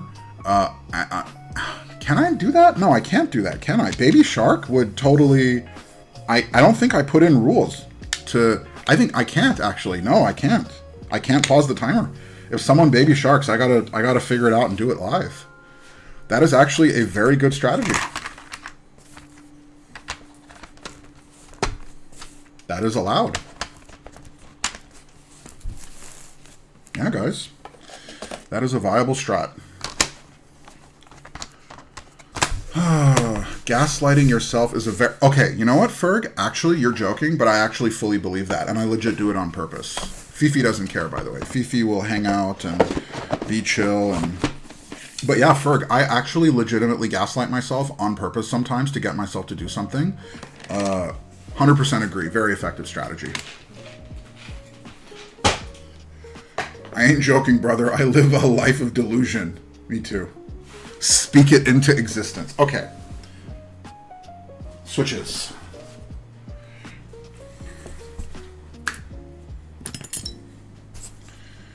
Fake it till you make it and fail upwards. I believe in those 100%. I also believe, by the way, that, and I've talked about this quite a bit in my circle of friends and with my wife. Like this is something I've talked about.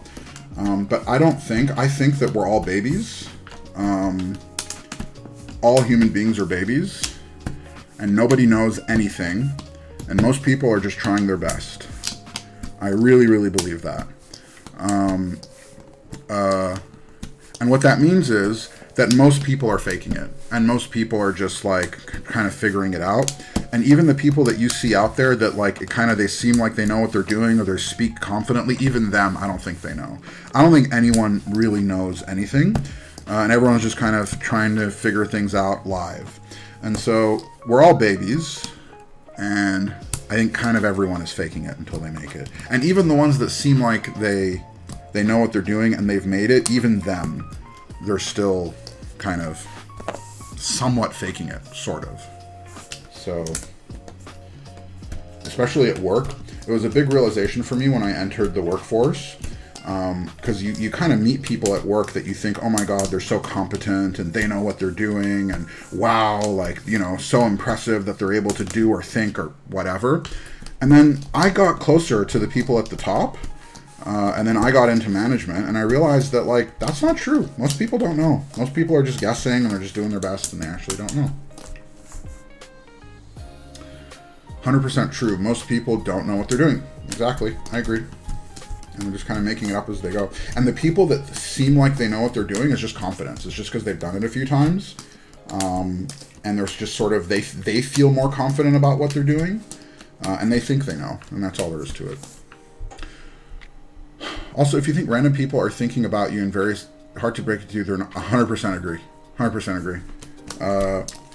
Everyone is so caught up in their own thing that, like, yeah.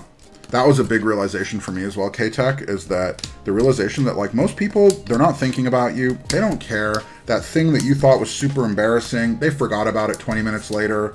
Like, people, and I don't mean they don't care in, like, a negative way, like they don't care about your well-being. More just that, like, everyone's caught up in their own business. Like, they're all caught up with their own lives and their own business. So, like, that embarrassing thing that there is one exception to that. There was a... So we all started moving to remote work, right? My whole field. And during COVID, I was on a call with someone, and this person's...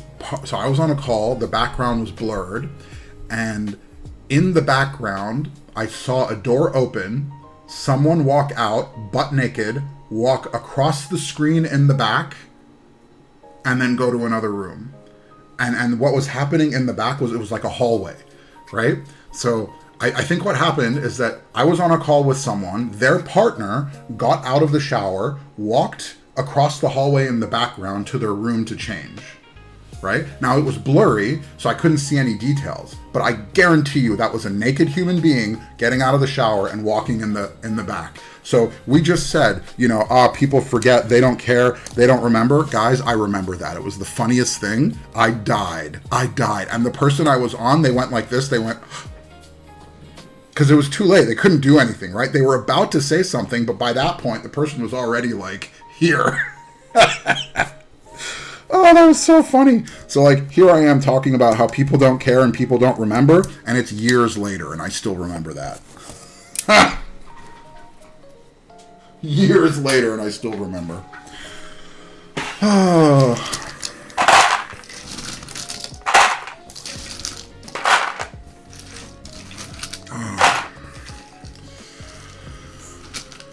At that point, you just take it. No, Mikey, this person was butt naked. There were no pants. Like, they got out of the shower and they just walked naked out of the bathroom into their room. Like, there were no pants involved. It was just, that's just what they did.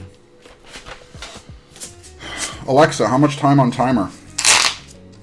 Your timer has 6 minutes and 34 seconds remaining. Guys, 6 minutes and 34 seconds. I have a feeling we are not making it. 6 minutes.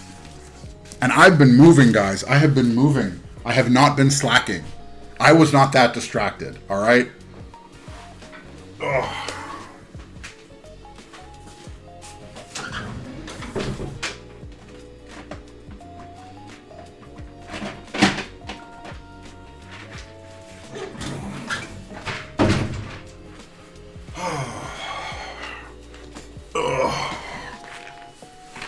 Oh, the person I was on a call with, yeah. I feel bad for them. I'm keeping it super generic, by the way. I have said no genders, nothing. I am giving nothing away, all right?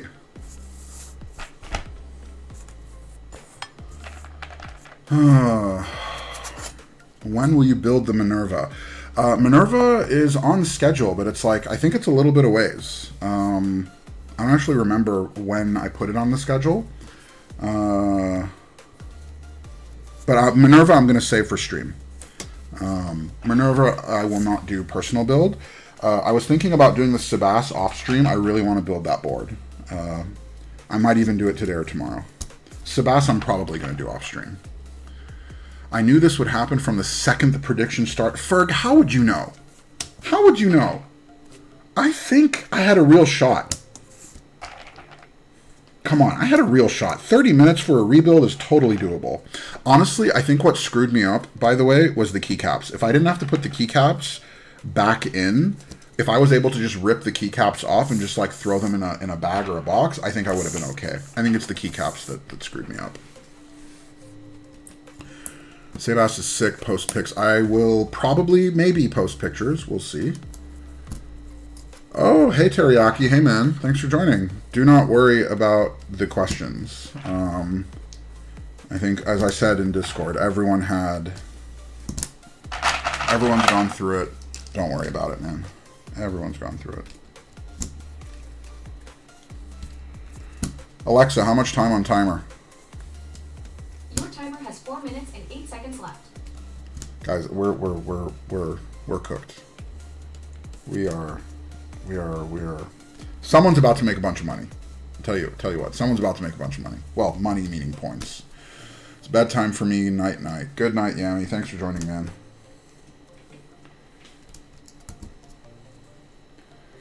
Yeah. I don't think there is an amount of rushing that I can achieve that will have us make time. I don't think that's going to happen. But, who knows? It's possible.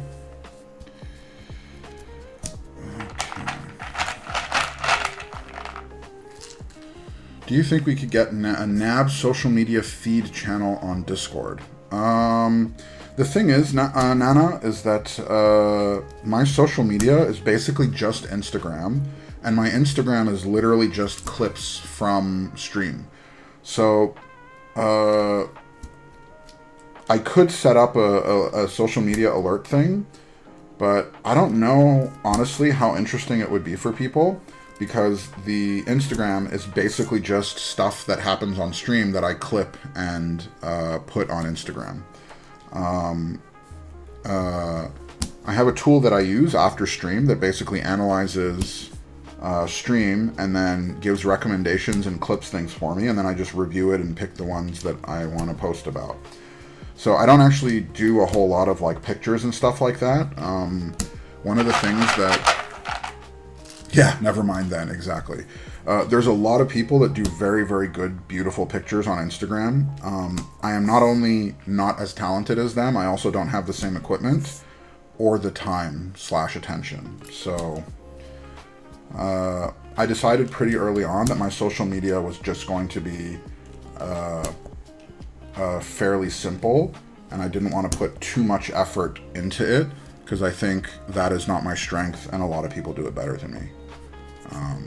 So yeah, so you're not missing much, I'll tell you that. If you're here, you're not missing anything.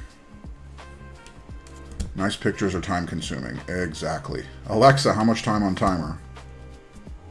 Your timer has 1 minute and 42 seconds remaining. 1 minute and 42 seconds. Seeing as how the switches are not even on yet, the keycaps are not on, and the build is not screwed back together, I have a feeling that this contest is already over. I take it back, there's a chance. Villain, I don't think I'm making it either. Guys, I was so confident. I was so confident. Because I don't know if you guys remember, we did this, for those that are new, we did this a week ago. Last week, right? I'm pretty sure we did a timer last week. I'm pretty sure we did a timer last week. I'm about to make bank. You mocked me. Guys, I was so confident. Like, I was really confident. Honestly, I saw 10,000 people vote, and I was like, yeah, you're right. Like, not a chance. We're going to have to roll back the clip, but I remember being very confident that I was going to get it in under 30 minutes. And as it turns out, okay, here's the question. Do we do another prediction right after? Because the question is, can I get this done? If I have another 10 minutes, can I get it done? Will another 10 minutes get it done? No, I don't think I need another 30. Not a chance. No. I don't think I need another 30, but can I get it done in 10? Will another 10 be enough? I don't know. I kind of think that... I don't actually think... Alexa, stop. Alright, so prediction outcome. Hold on, how many people? Okay. So, 7 of you voted that yes, hold on, rebuild greater than 30 minutes. Greater than 30. 7 of you voted yes, it would take greater than 30. 2 of you voted no, it would not take greater than 30. Interesting. Alright, so 7 of you were correct, 2 of you were wrong, it looks like. Rebuild greater than 30 minutes. Yes, it is greater than 30 minutes. Complete prediction. So 2 of you believed in me, and it would seem like the 2 of you that believed in me were wrong.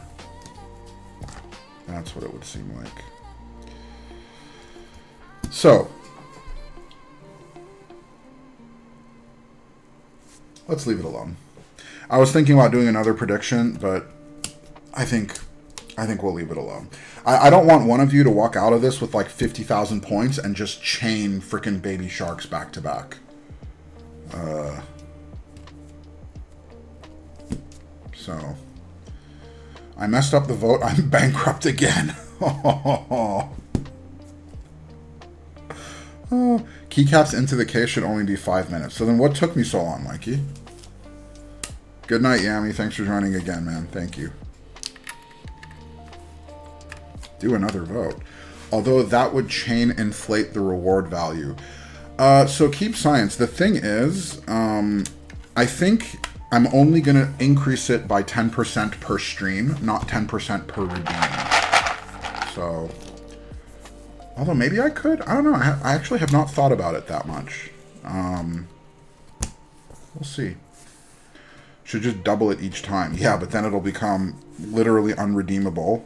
Although I could. But I mean, look, if I'm going to double it each time, I might as well just remove the reward. That just gets rid of all the... Perfect, yeah. But it'll effectively just get rid of all the fun. I think 10% each time makes it... is enough of a challenge. Because I don't stream that often. I don't stream nearly as often as Alex. And so... I don't think there's anyone with 100,000. I don't even think it's possible for anyone to have 100,000 points. What's the prediction, Mikey? This is Raw K-Tech. This is the HMX Raw, otherwise known as HMX Chew.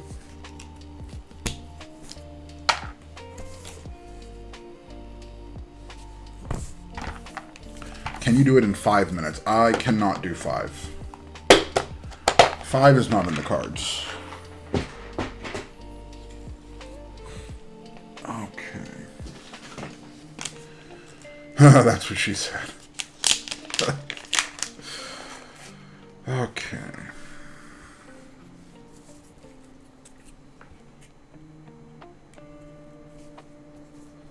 So, Mikey, you preferred gasket on this? Did you try top mount, or was it just gasket that you did?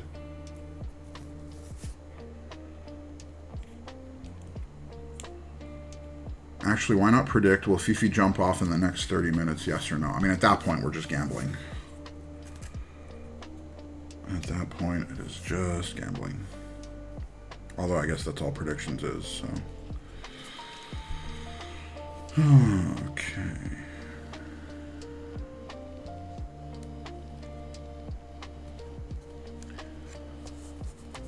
I felt top mount was too resonating. Okay, that makes sense. The problem is it's PCB gasket. Why is that a problem, Keep Science? Are you saying that it's like too different, so you can't compare?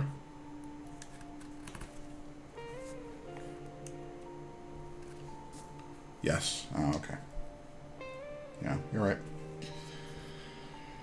You're right.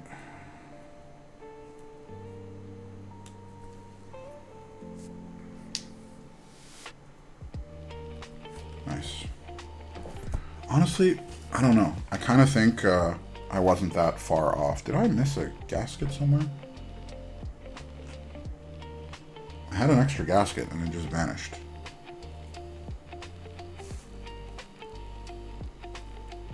It'll still be good though, but not fair to the top mount. Yeah, you might be right. I actually did like the top mount, by the way. I had no issues with it. I think the issue we had was the carbon fiber combined with the top mount together made it a bit too resonant. I think it was more that was the problem for me. Ah, yes, I have to put in the... Let's put this in. Can you believe they did not include... Honestly, I thought they would have. I could have sworn they did. That's, honestly, it's interesting. Did you not get extras in yours, K-Tech? Because normally they do put in extra gaskets. Oh, wait a second. I am a little confused.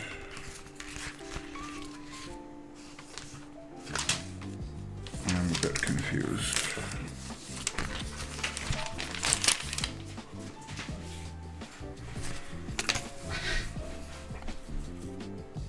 Okay, I had no extras. I had to be super... Yeah, okay. Alright, I will also be very, very careful.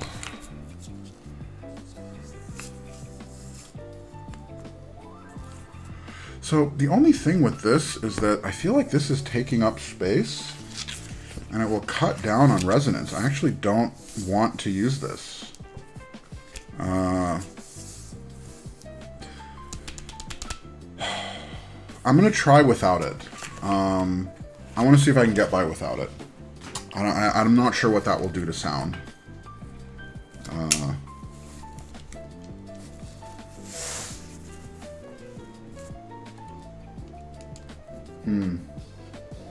I see your point though. It's like there's definitely flex, and I see your point. It could definitely bottom out. Yeah, I see your point. It's quite close. Yeah, you're right. Shoot. Okay.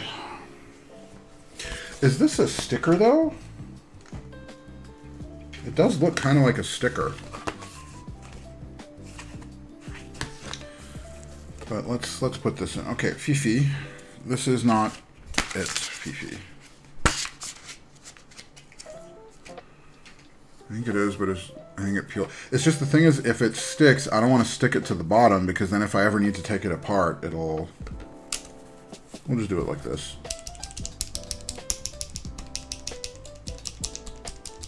Yeah, it's okay. We'll do it this way.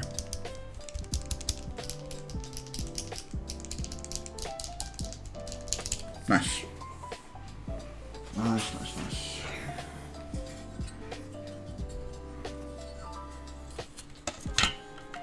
Nice. Okay.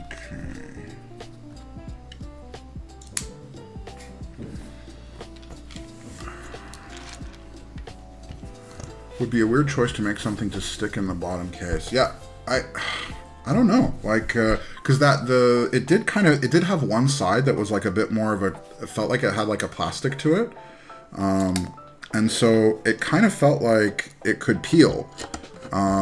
So I wonder what the deal was with that. Like, oh, was it maybe to put on the back of the PCB? Maybe. I'm not sure. It's a bit. Okay.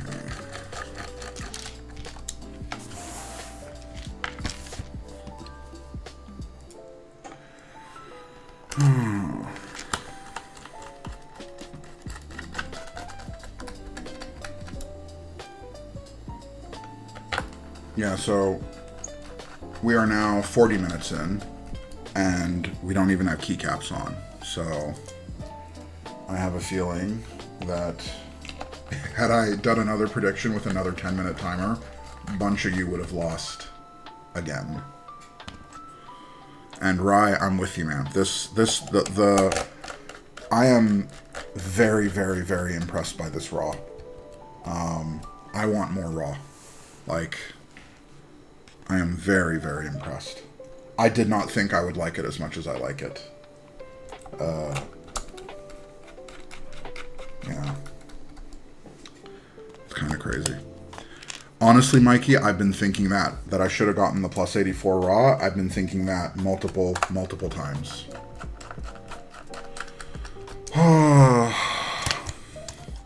Honestly, I'm just surprised. My ADHD ass is still here 3.5 hours in. Me too, my dude. This is, I don't know why all these streams always turn into these like longer marathons. Oh, the raw on this is it just catches me, guys. It just gets me. I really should have gotten the plus 84 raw. God damn it. Okay, so we settled on Modern Materials or Stargaze.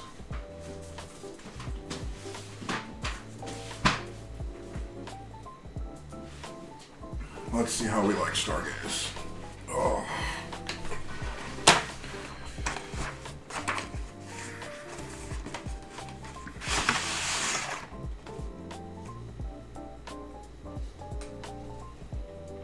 She doesn't care. She does not care at all. Oh. That actually, that's not bad. Stargaze works.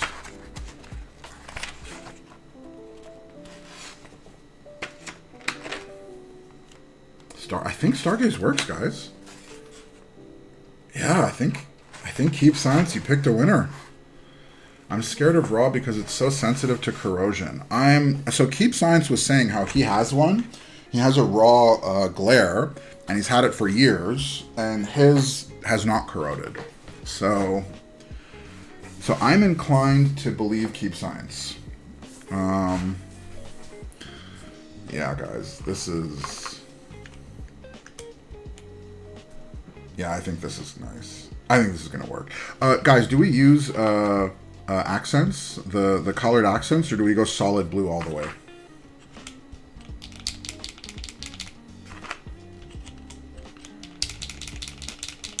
Okay. I think this is the winner. I think this is going to be the winner on sound.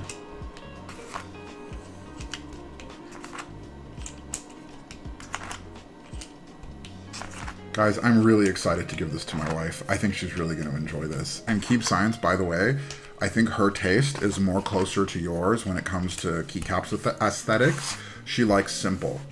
And so I think she's really going to like this choice. Made one of my keys raw myself. Interesting. So as in you stripped the coating yourself. Interesting. Naturally. Alu is fairly stable regarding corrosion. Oh, okay. Interesting. Huh. Ditto, I've had a few raw proto on the bottom of my shelf for 2 years, and so it looks exactly the same. Okay. Huh. Solid blue, since the yellow won't match the gold. Yeah, you might be right. It's only Gion that really insists on uncoated raw. Huh.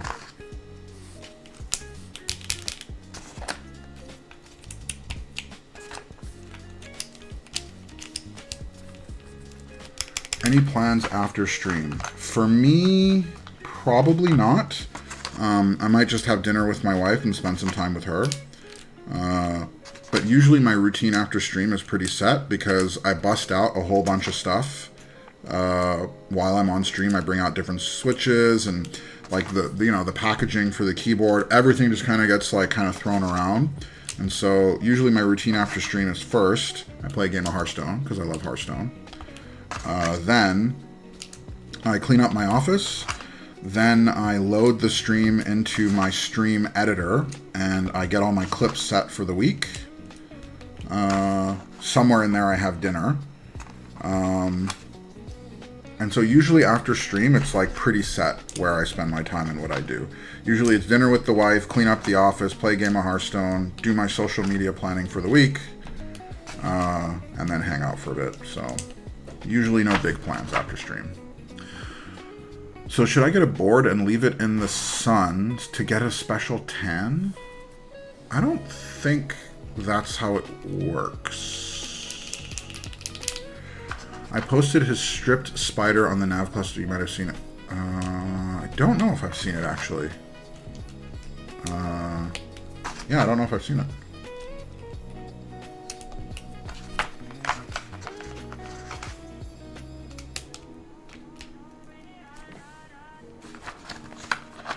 Hey Eisenheim, thanks for joining, man. This is our second build of the Athena1800.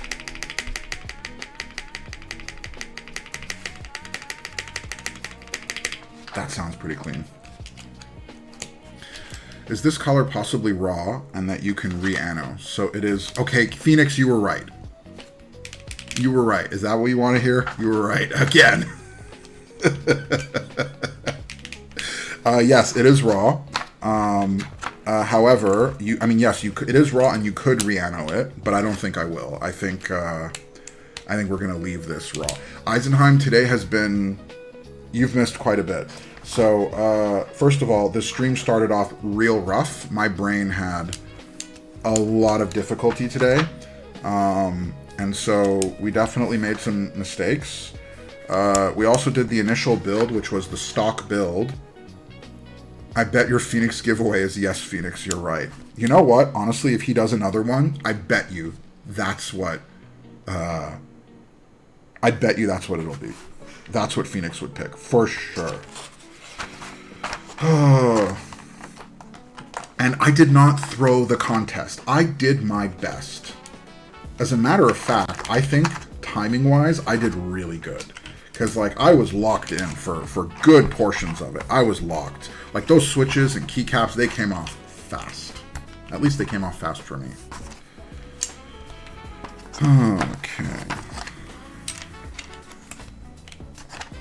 What contest? Is there a contest? He threw the timer prediction for content. No. I was confident.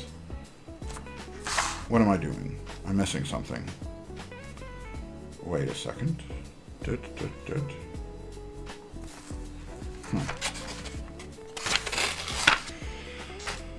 Okay. There it is. Delete is there. Caps lock is here.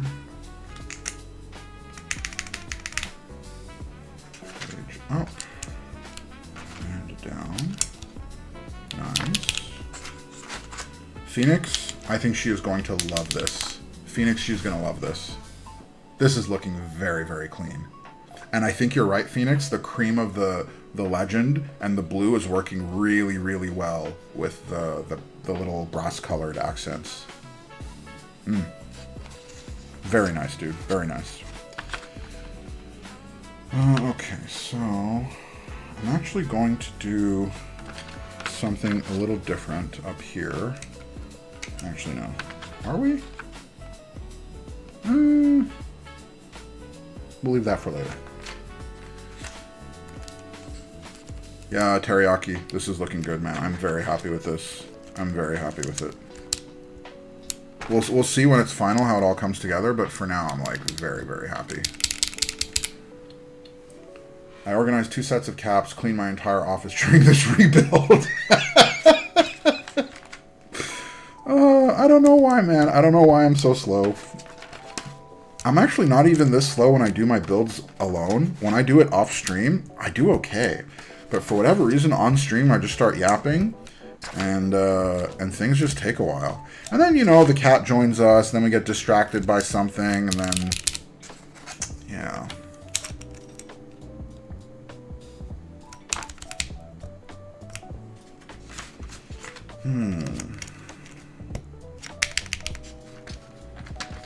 I may want this set for reasons. So Rai, this was on sale. So I don't know if you have a cheap way of getting sets from Canada, but what's it called? The local. So we have Desk Hero, which is like one of our local keyboard vendors, and they're typically quite expensive. But they did a keycap set of the week thing, where what's it called? Shoot, what was I doing? Where they like had like 50% off. Now from Canada, it would cost me a testicle and my dignity. So these guys, they had 50% off, and I got this set for 50% off. It was like 110 Canadian or something like that. It was a very good price. I was very happy with it. Where am I? Honestly, guys, I don't know what any of these up here do. Like, I'm gonna have to actually ask my wife what she wants up here. But for now, we're fine. Oh, okay. Mikey, I don't know if you're still around, but had we set a timer for 10 minutes just to finish things, I think I would have lost that too. I don't think there's a chance in hell I would have made 10 minutes. So we started, by the way, I don't know if you guys remember, it was 4:22. And the bet was 30 minutes for the rebuild. It ended 19 minutes ago. I see it right here in the little chat log. 19 minutes ago is when the timer ended, and we just finished. So it took me 49 minutes to do the rebuild. Okay. This is where we are.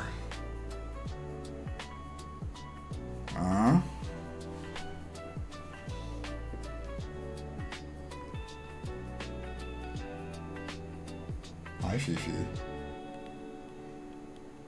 I like how you started the stream by saying you prepared. Right, I'm with you. I actually like this more than the first build. Aesthetically, I think the blue works better than the gray, and I think the reason for that is specifically the accents. I think that the gray keycaps that I initially picked for the build did not work out with the accents. But this works out very nicely. Okay. All right. Let's put this up here. Let's bring this here. Okay. Okay. Okay.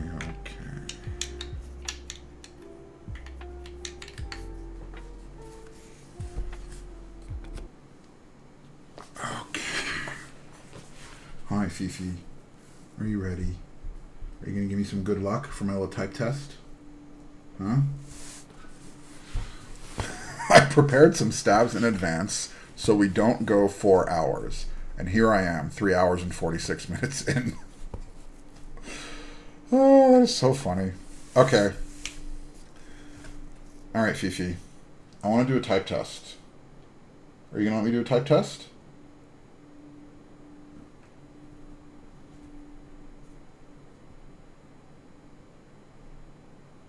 Okay. Hi, Fifi. All right. Okay. I will accept it. Thank you very much, Fifi. Oof. I like this. I like this a lot more.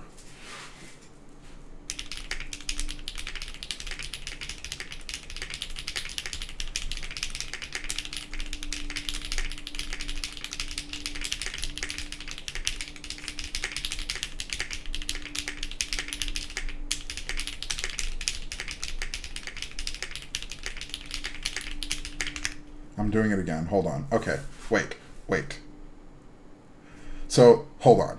So, I liked it a little bit too much, and then I got lost in how much I liked it. All right? So, and then I forgot to even tell you guys what we built, because I always tell you what we built, because then you never know what's... Okay, so we're just going to... One more time. Okay, for the record, KBDFans Athena1800 with an aluminum plate, GMK Stargaze, HMX Raw. Let's see how we do.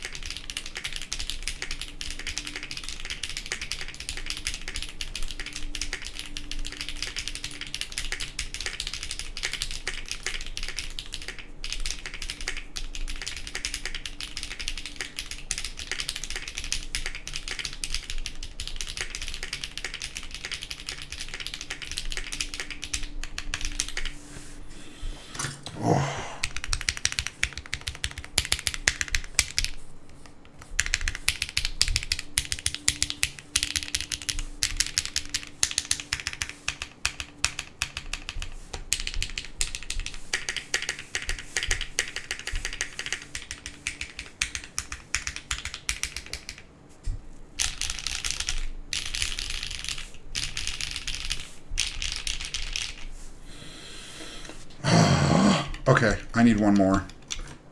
I'm sorry, guys. One more. Okay?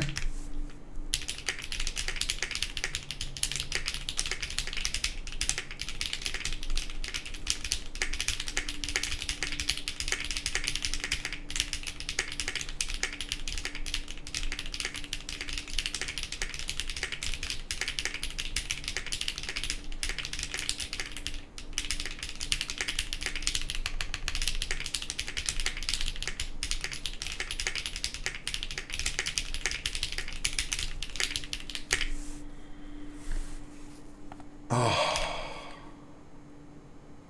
I dig that.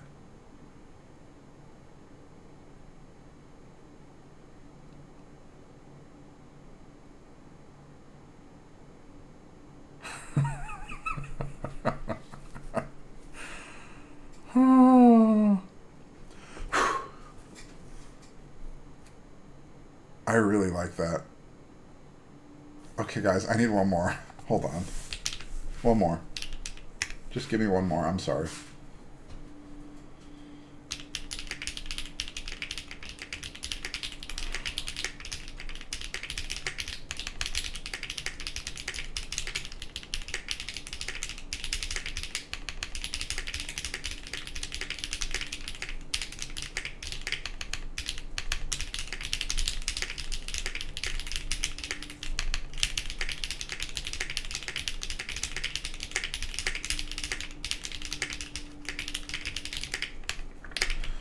I'm making too many mistakes because I'm getting a little bit lost in the enjoyment, and then I make mistakes because I focus. So this is what happens to me sometimes, is that I enjoy the sound too much, and so then I'm listening to the sound and I enjoy it to the point that I lose focus on the words, and then I start to make mistakes, and then the making mistakes throws me off.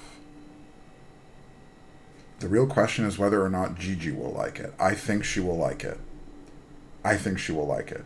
I honestly, Phoenix, I feel like this was Phoenix's build more than this was my build. Phoenix, you cooked on this one. I think she will like this. I think she will really like this. Oh, he's like a child that just got off a roller coaster. Yeah. Okay, but is it as good as your favorite board in your collection? It's just, here's the thing. Lately, I have been enjoying 60s. And so my top 2 or 3 favorite boards right now are all 60s, right? It's the Oblique, Parabolica 60, Pangea Mini. It's like they're all 60s right now. Okay, here's the thing. I actually don't know where the sound on this comes from. How much of it is like the build versus the board? I have no idea. What I've heard is that larger boards typically sound better because they are bigger and there's more room inside the case for sound to move around. Wait, does the GIF get faster as you type? No. Did I not even see that? Hold on. Hold on. How do I even type test? Oh my god, you're right. You're right! That is nuts! I don't know if you guys can see that. Hold on. Wait. I don't know if you got... Hold on, look. Look.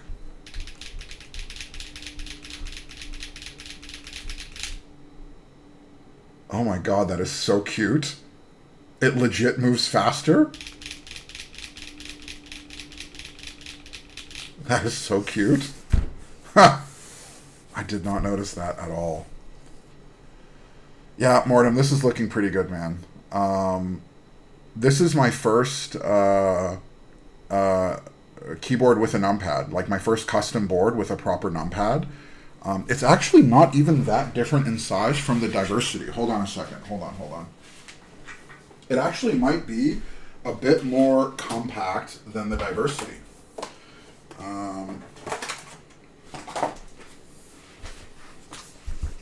Yeah, it's literally the same. Maybe, hold on. Maybe it is, it's like, literally, I don't know, hold on. I'll line it up on this side. So hold on. It's lined up on the right side right now. You can see here that the Athena is just slightly like, literally it's about this much longer than the Diversity. Honestly, that's not bad. To get a numpad, I don't know, man. Maybe I'm starting to get into 1800s a bit. Oh.